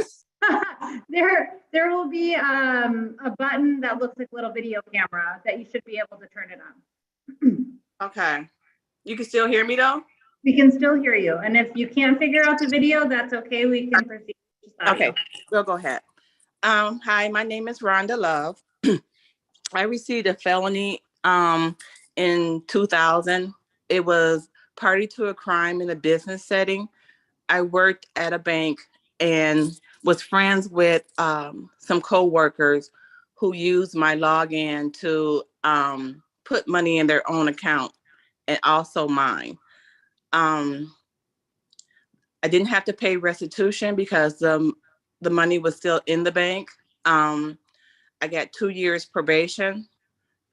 And I haven't done any crime or anything since 2000, I belong to two community organizations. One is Love Community Involvement, which is an organization that my parents started back in 1980.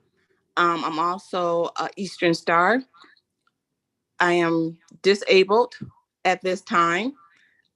And the reason why I want to have my felony dismissed is because I help people who try to get a second chance, and it never dawned on me to try to help myself until I'm thinking I'm turning 60, and I'm like, I need a fresh start, and that's the reason why.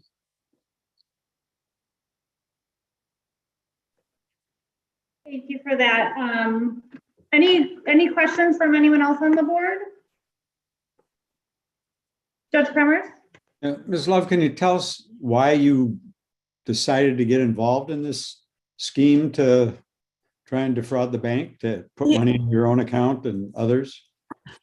Actually, I didn't know they were putting money in my account. I banked at First Star only. I'm sorry, I banked at the bank only because I worked there, but I didn't use the account. I had an account at a credit union. So when they told me the money was in the account, when they brought me in and told me the money was in the account, I thought I didn't do it. It was my friend. And the reason why I did it in the first place was just being young and really not caring, not being foreseen of what this could cause or what this was doing. Just a disgruntled worker, and the opportunity came, and I felt like it was a way of getting back at them for doing the things they were doing to me. And I realized that was wrong. Excuse me, Ms. Love, the criminal complaint that you pled guilty to reads quite different. It has you being the person who was entering the authorizing service charge reversals to your account as well as to another bank, another person's account. Right. So it isn't this, no, let me just, okay. Yeah, it sounds like what you're telling us today is that somebody else just put money into your account and you didn't know it was there until after they put it there. But the criminal complaint reads like you were part of the scheme to put money into the account. So I'm just trying to understand which it is. Sure. It's actually both of them. The way it started was a coworker, I worked at a branch, coworker asked me to reverse some service charges. I said, okay, I reversed the service charges. Then the coworker came to my place for training, and I let them use a temporary sign-on. I never took the sign-on back from them, not thinking they were going to do something with it. Because I never took the sign-on back from them, I was obligated, I guess legally, because I didn't do anything to stop it. Then they realized we were friends, and we were friends, and I admitted to that. And at that point, my friend decided that she was reversing stuff in my account so that it would look like both of us was doing it because she was using mine. So that's why I said I didn't have any knowledge of the money in there until they called me into the office and asked me about what was going on, and then told me about this money that was in the account. And all the money went out because I never used it. I never touched it. So they were able to get their money back that same moment that they found out what was going on. I see. All right. Thank you. You're welcome. Any other questions from board members?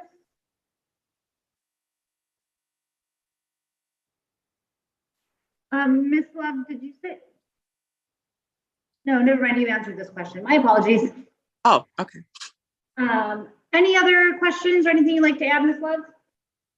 No, I just want to thank you for this opportunity. And like I said, a very naive and young girl who should have known better and didn't.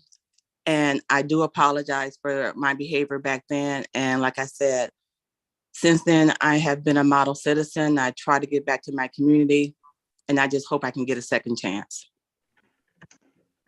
Actually, I do want one question of clarification. Sorry to tack this on at the end.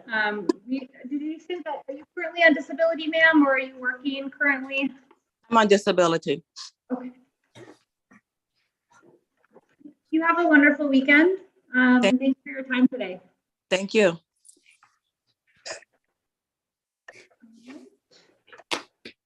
Next applicant is Mr. Zuski. My apologies if I mispronounced that. Please feel free to correct me. Hello, members of the Pardon Board. My name is Andrew Zieski. I'm 34 years old. I am here to get asking for a pardon for 2 felonies. First being burglary of dwelling that took place when I was 17, and I was found guilty of the crime when I was 18 years old. And the second felony is for possession of THC with intent to deliver from my early 20s. I believe I was 22 years old at the time. I would like my felonies pardoned because this has affected my ability to get a job in my field over the last 12 years since I graduated.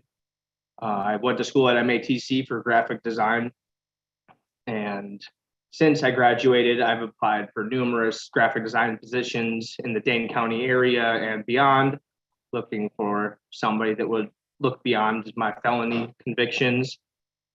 And I haven't found much luck even in the last 10 years. I have been a screen printer for 5 of those years, looking to move up within the industry, and I'm still a screen printer today, 12 years later. On top of that, I've also started my own company in the music production industry. I felt like there was maybe a higher demand for animation and that sort of thing. But let's see.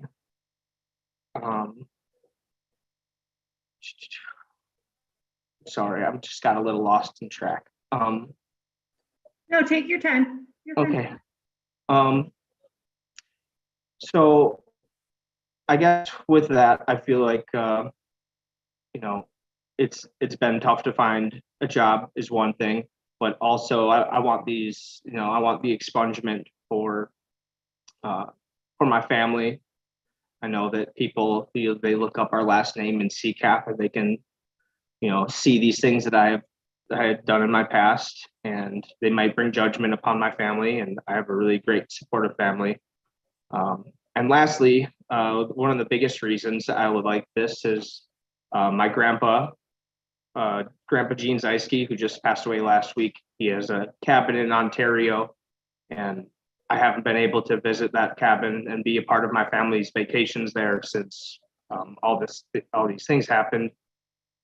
And I would really like to make it back to Canada someday. And I'm really truly sorry for the crimes that I committed. I have lived a life of sobriety. I've struggled with substance abuse disorder since I was 16 years old. And through this stuff, it's helped me become a better person, I feel like. And I'm a contributing member to society. I did my community service. I did design for the We Hate Heroin organization, who I feel was started by my friend Neo, and I feel very strongly for their cause. And yeah, I guess that's about it.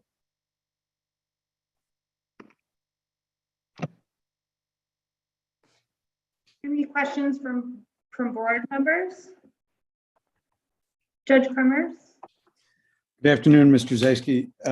According to the information we have and what was in the complaint and so forth, it looks like when you got the charge with the possession of marijuana with intent to deliver, they found something like 3,000 grams of marijuana, but they also found over $31,000 of cash in your place.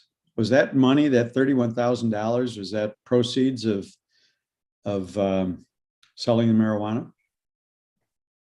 That was money that I had owed my connection for marijuana. So it wasn't actually money that I had owned myself. That was from my source, I would say. I mean, but you had the cash, you just hadn't paid your source yet. Correct. I see. And did the law enforcement confiscate that money? Yes, all the money was confiscated. Okay, thank you. And Mr. I'm sorry. I Zysky. Zysky? Correct. Thank you. It- You mentioned that you previously struggled with some substance abuse issues or substance use disorder.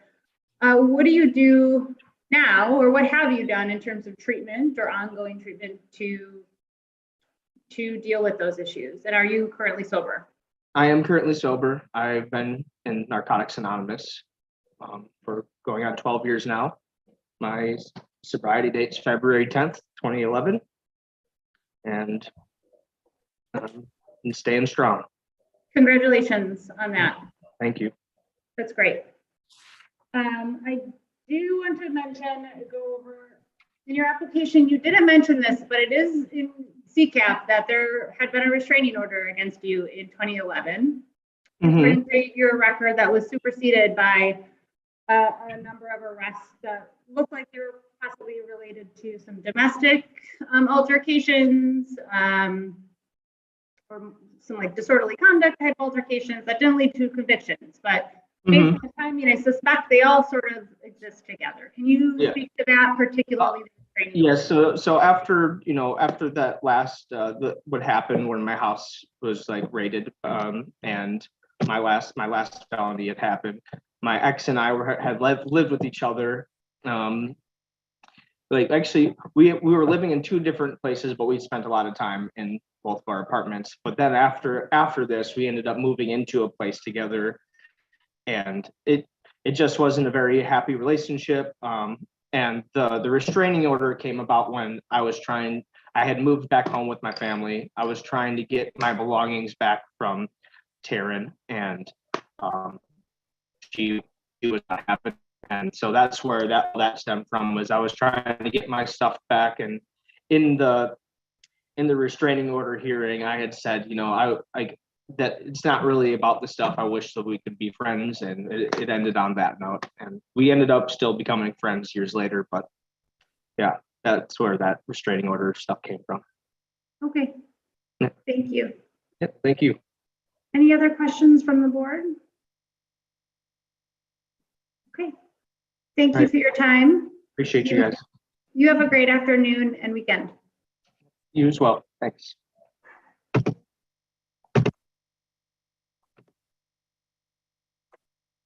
Okay. Next applicant, Mr. Amies.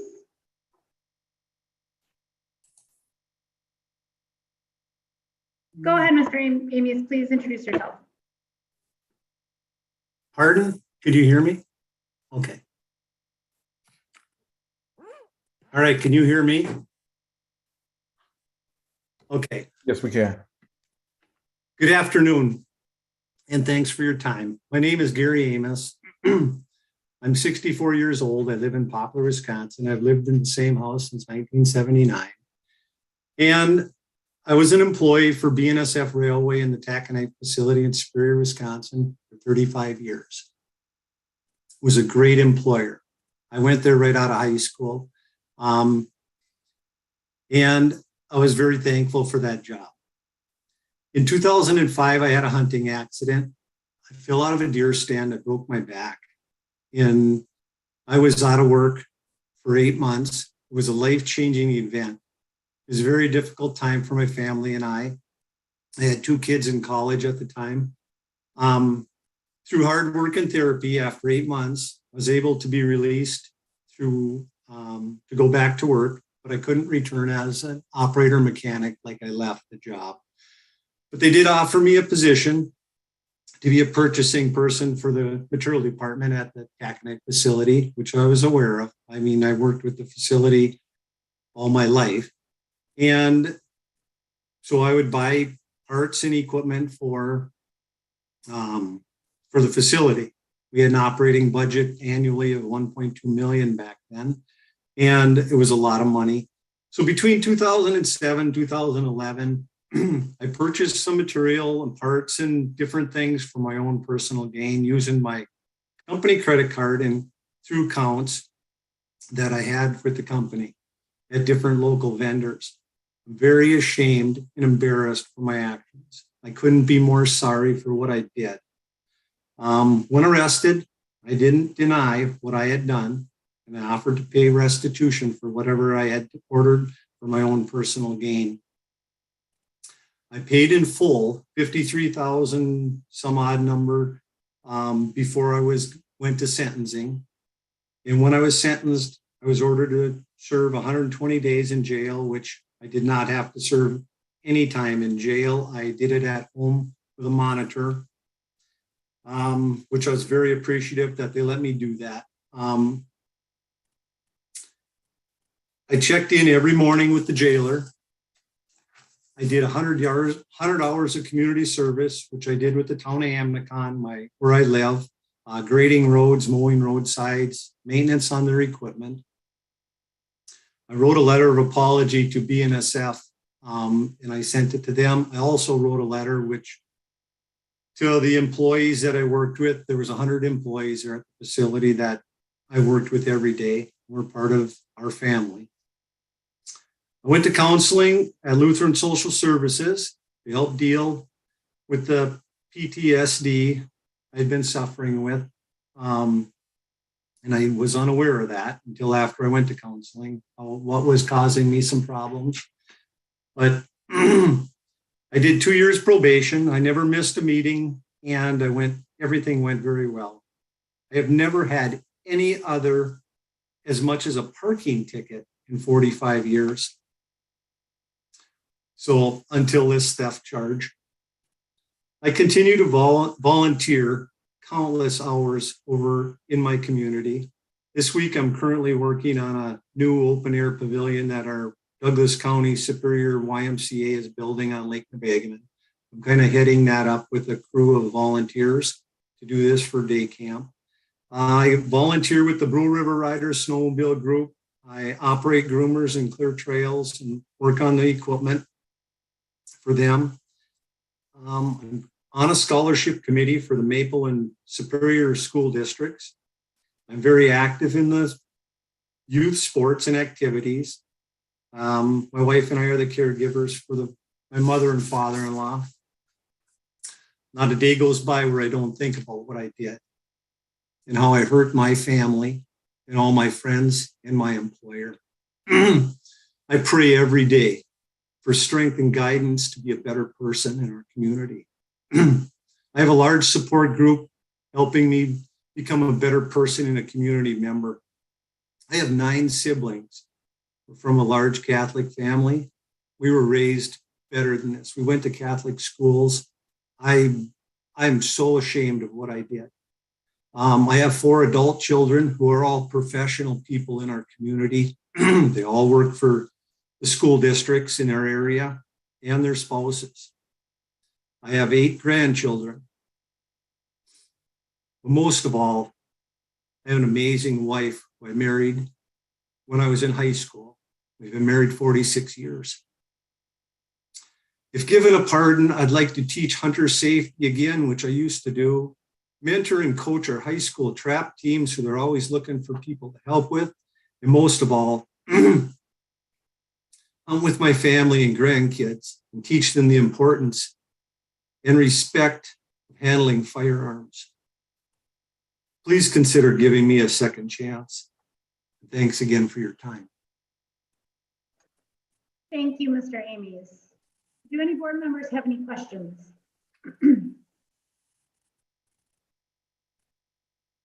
No questions? Okay, thank you very much, Mr. Amies. I appreciate your time. Okay, with that, we'll move to the next individual before us today. That's Ms. Cook. You are indeed up now. Okay. Hi. I hope you can hear me. I'm on my phone, so. Yes, we can hear you great. Go ahead. All right. My name is Cynthia Cook, and I am actually turning 42 this month.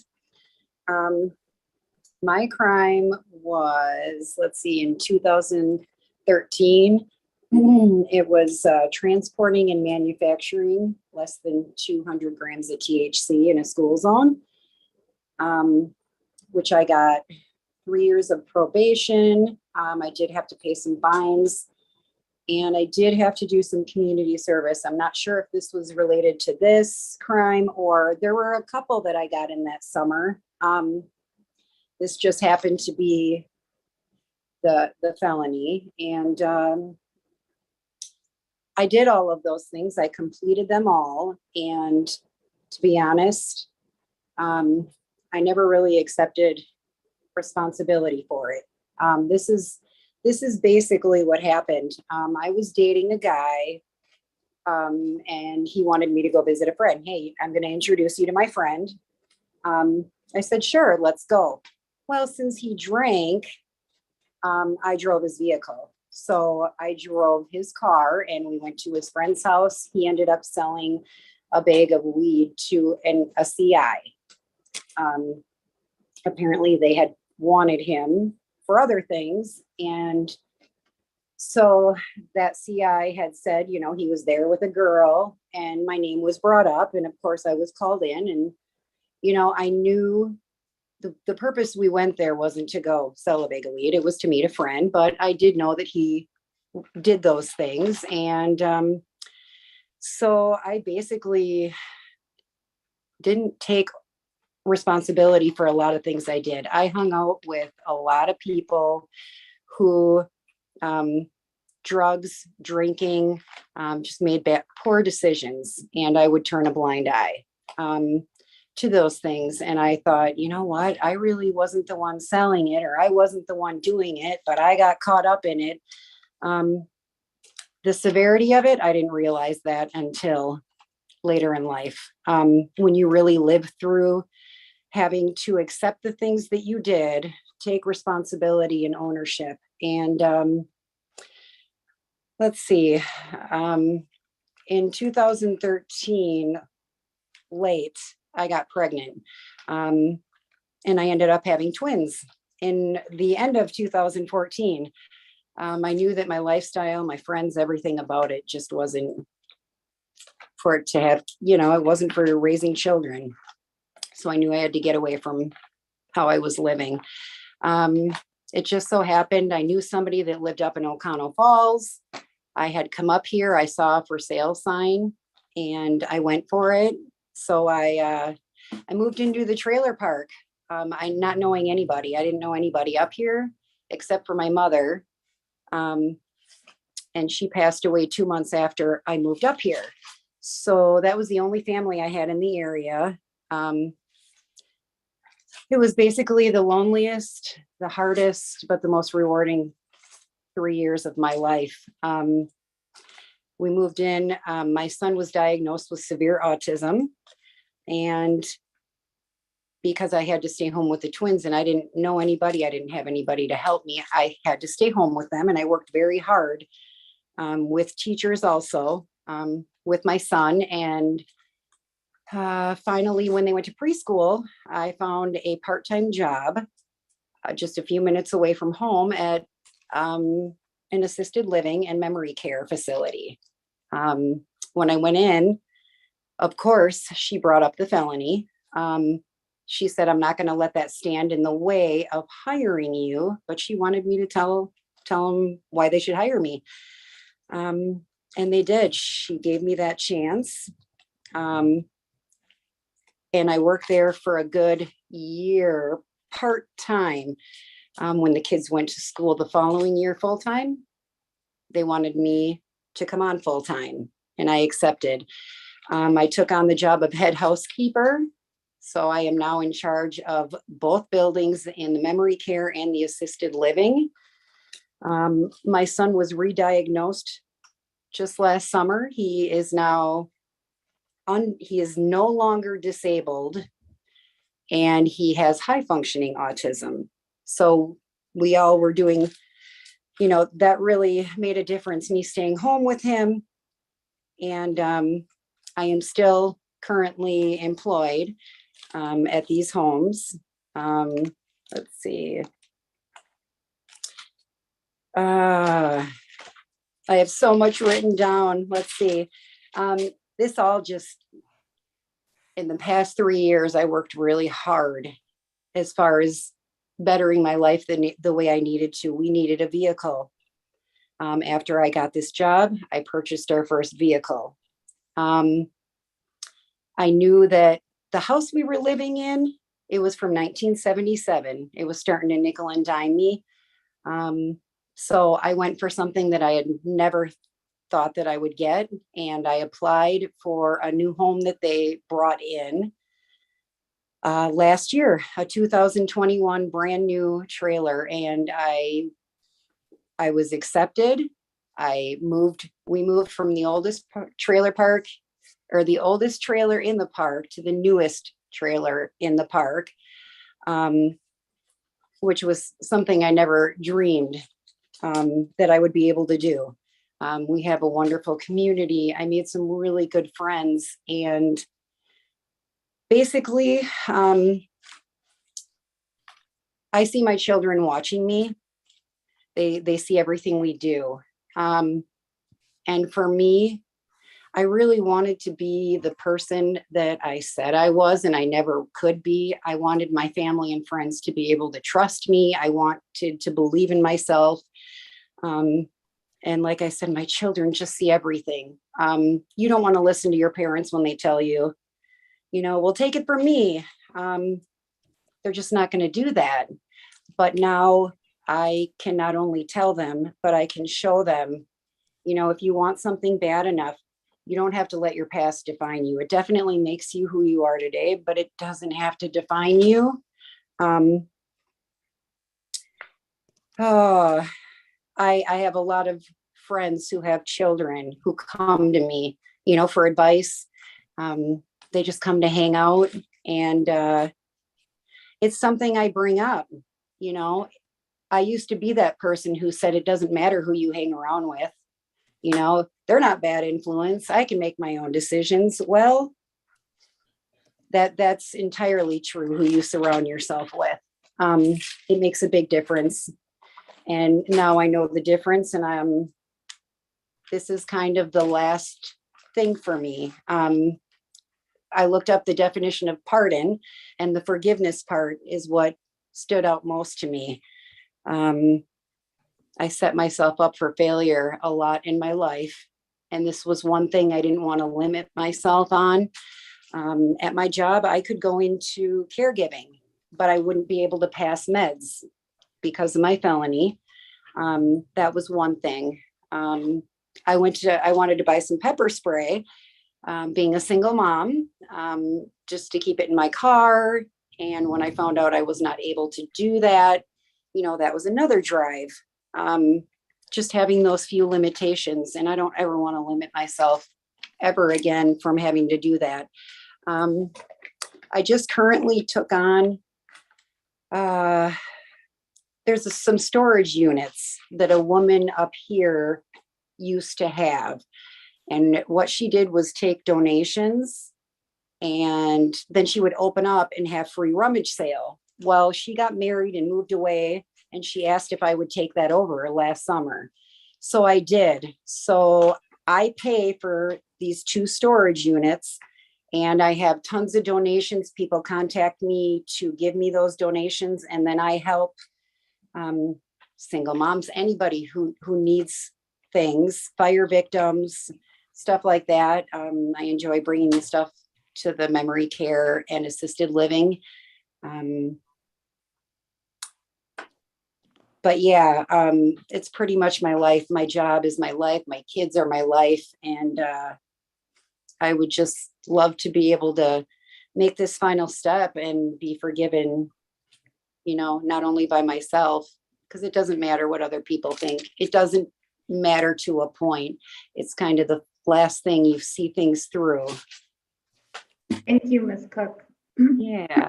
I appreciate all of the information you gave today and in your application. Do any board members have questions for Ms. Cook? Judge Cremers? I have a question. Ms. Cook, what did you tell your prospective employer to convince her to hire you anyway, even with the felony conviction? I told her that I was once really good at just going with the flow.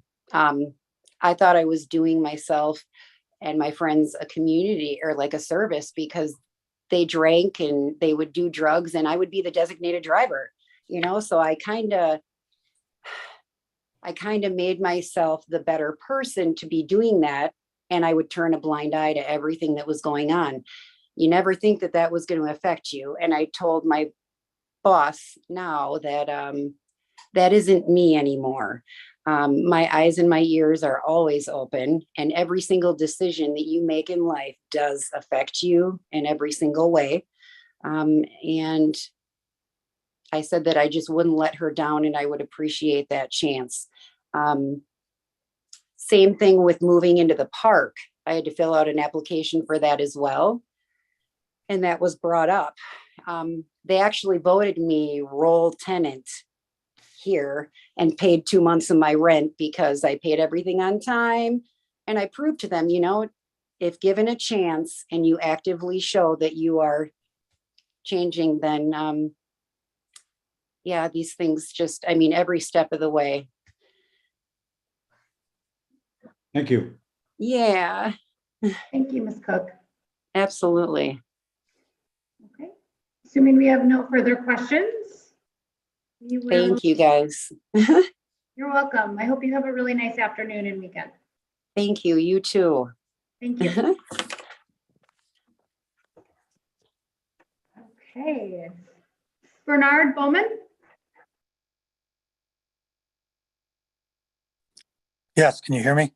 Yes, we can hear and see you. Go ahead and introduce yourself, Mr. Bowman. Hi, my name is Bernard Bowman Jr. I live in Boulder, Wisconsin. Back in 1989, I had taken a semi without the owner's consent for basically a joyride, and it had stalled out alongside the road, and I had went and got fuel because I thought it was out of fuel, and that's when the police officer showed up. Asked what I was doing. I lied to him at the time, told him that I was trying to help the driver, and I was arrested for operating a motor vehicle without the owner's consent and obstructing an officer. Since then, I was sentenced to 8 months in the county jail, 6 years probation. I had to pay some court costs and fines, and also write a letter of an apology, get a GED, and do AODA assessment, which I've all done because at the time of the incident I was drinking. Since then, I was a first responder for Stockbridge Muncie EMS. I went on to get an EMT license. Worked for Menominee Tribal EMS for a year and a half. And my current position, I am the Wildland Fire Operations Specialist for Menominee Tribal Enterprise. I've been doing that for 19 years. I go all over the country and fight fire. And one of the reasons why I would like to get a pardon is because I'm a burn boss type 2 for prescribed burning. And I would like to be a burn boss type 1 to further my career. And I can't do that because there are certain instruments of the trade that I'm not allowed to use. I take full responsibility for what I've done. I know it was wrong. It was a bad decision on my part. And I regret it ever since. And if anyone has any questions for me, I'll be glad to answer them. Judge Cremers? Good afternoon, sir. I know it's been 33 years since you took the semi for a joyride. I'm not sure I've ever seen someone taking a semi for a joyride, but my question is, it sounds like you've been working for Menominee Tribal Enterprises for almost 20 years. Are you a tribal member? I am of the Stockbridge Muncie tribe. Okay. All right. Thank you.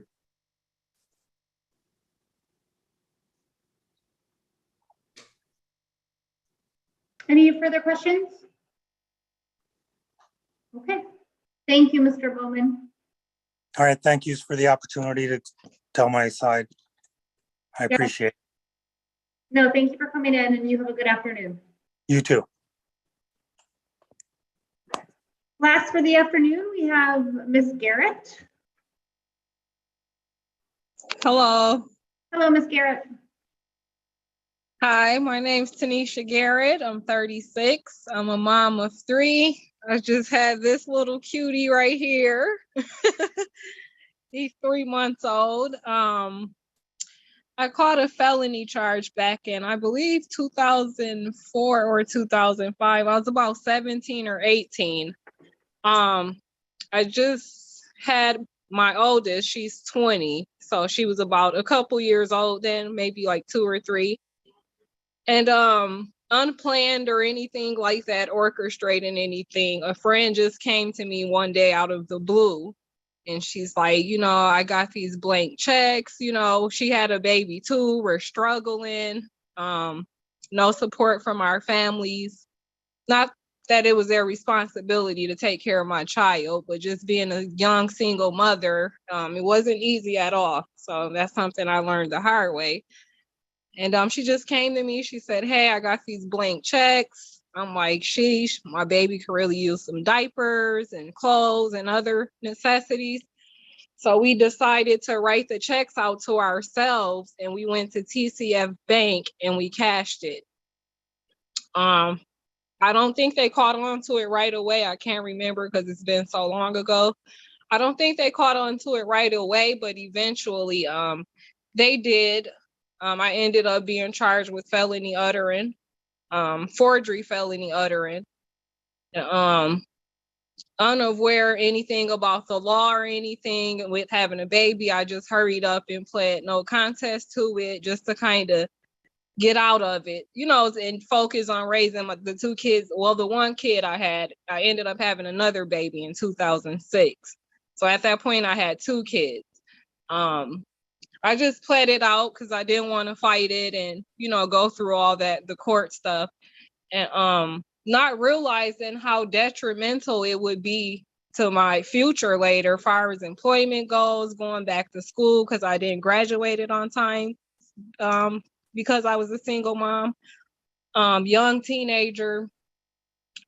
So I didn't realize the depth of the situation until later on when I went to apply for jobs and school and all these other things, and they run your record and it's like felony, felony, felony, felony. Everywhere I go, they're bringing up my felony. So I just had to do it, work where I could at that point. I worked at different nursing homes, factories, jobs like that, just so I can keep ends meeting. I ended up getting my childcare certification. That was fine. I got that in 2008, but I never ran it right away because I was working jobs. I ended up trying to open it in 2017, which I opened it. I ran it for maybe a few months, and then boom, felony back to haunt me. My caseworker calls me and says, you have to close down. The state made a law saying that you can't own a daycare if you're a felon. And so I had to resign my childcare business because of the felony. And that took me back to all those times when I got turned down because of it. I'm like, it's like coming back to haunt me again. And so I had to close it down. And since then, I've just been working. I did go get my commercial driver's license, my CDLs. I was driving a school bus. And then I went from that to like Amazon and UPS and different jobs. My 20-year-old graduated high school. My son, he's going to be 16. He's a freshman. He's doing well. Like I said, I have the new baby.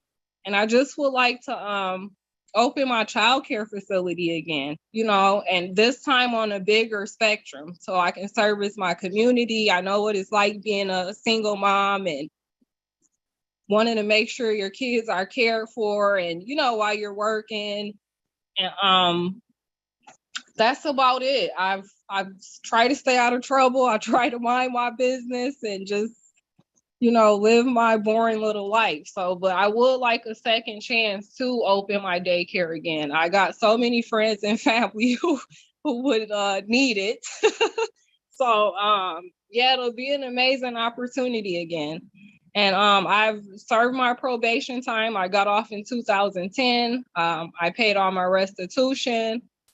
Actually, they waived my because I know you can't get off unless you pay all your restitution fees. Because I did so well on probation, they actually waived it and I was able to get off on time. I just had to pay it at a later date, which I think is pretty much paid off now because it was only like $1,000 in intercepted taxes. I paid fees personally. It's something I would have never thought of doing then. It had not been under my circumstances. It's no excuse, but that's the reality of it. Yeah, and that's that. Thank you. Thank you for all that information. Does the board have any questions for Ms. Garrett? Okay. Thank you very much for your time today and congratulations on the little one. Thank you. You guys have a good day. Thank you. You have a good day as well. Okay, that concludes all applicants. At this time, I will move for the board to go into closed session under section 19.85, subsection 1A, subsections 1A, 1D, and 1F of the Wisconsin statutes. Do I have a second? I'll second it. Thank you. We have a second for Mr. Cooper. All right, with that, I am going to go ahead and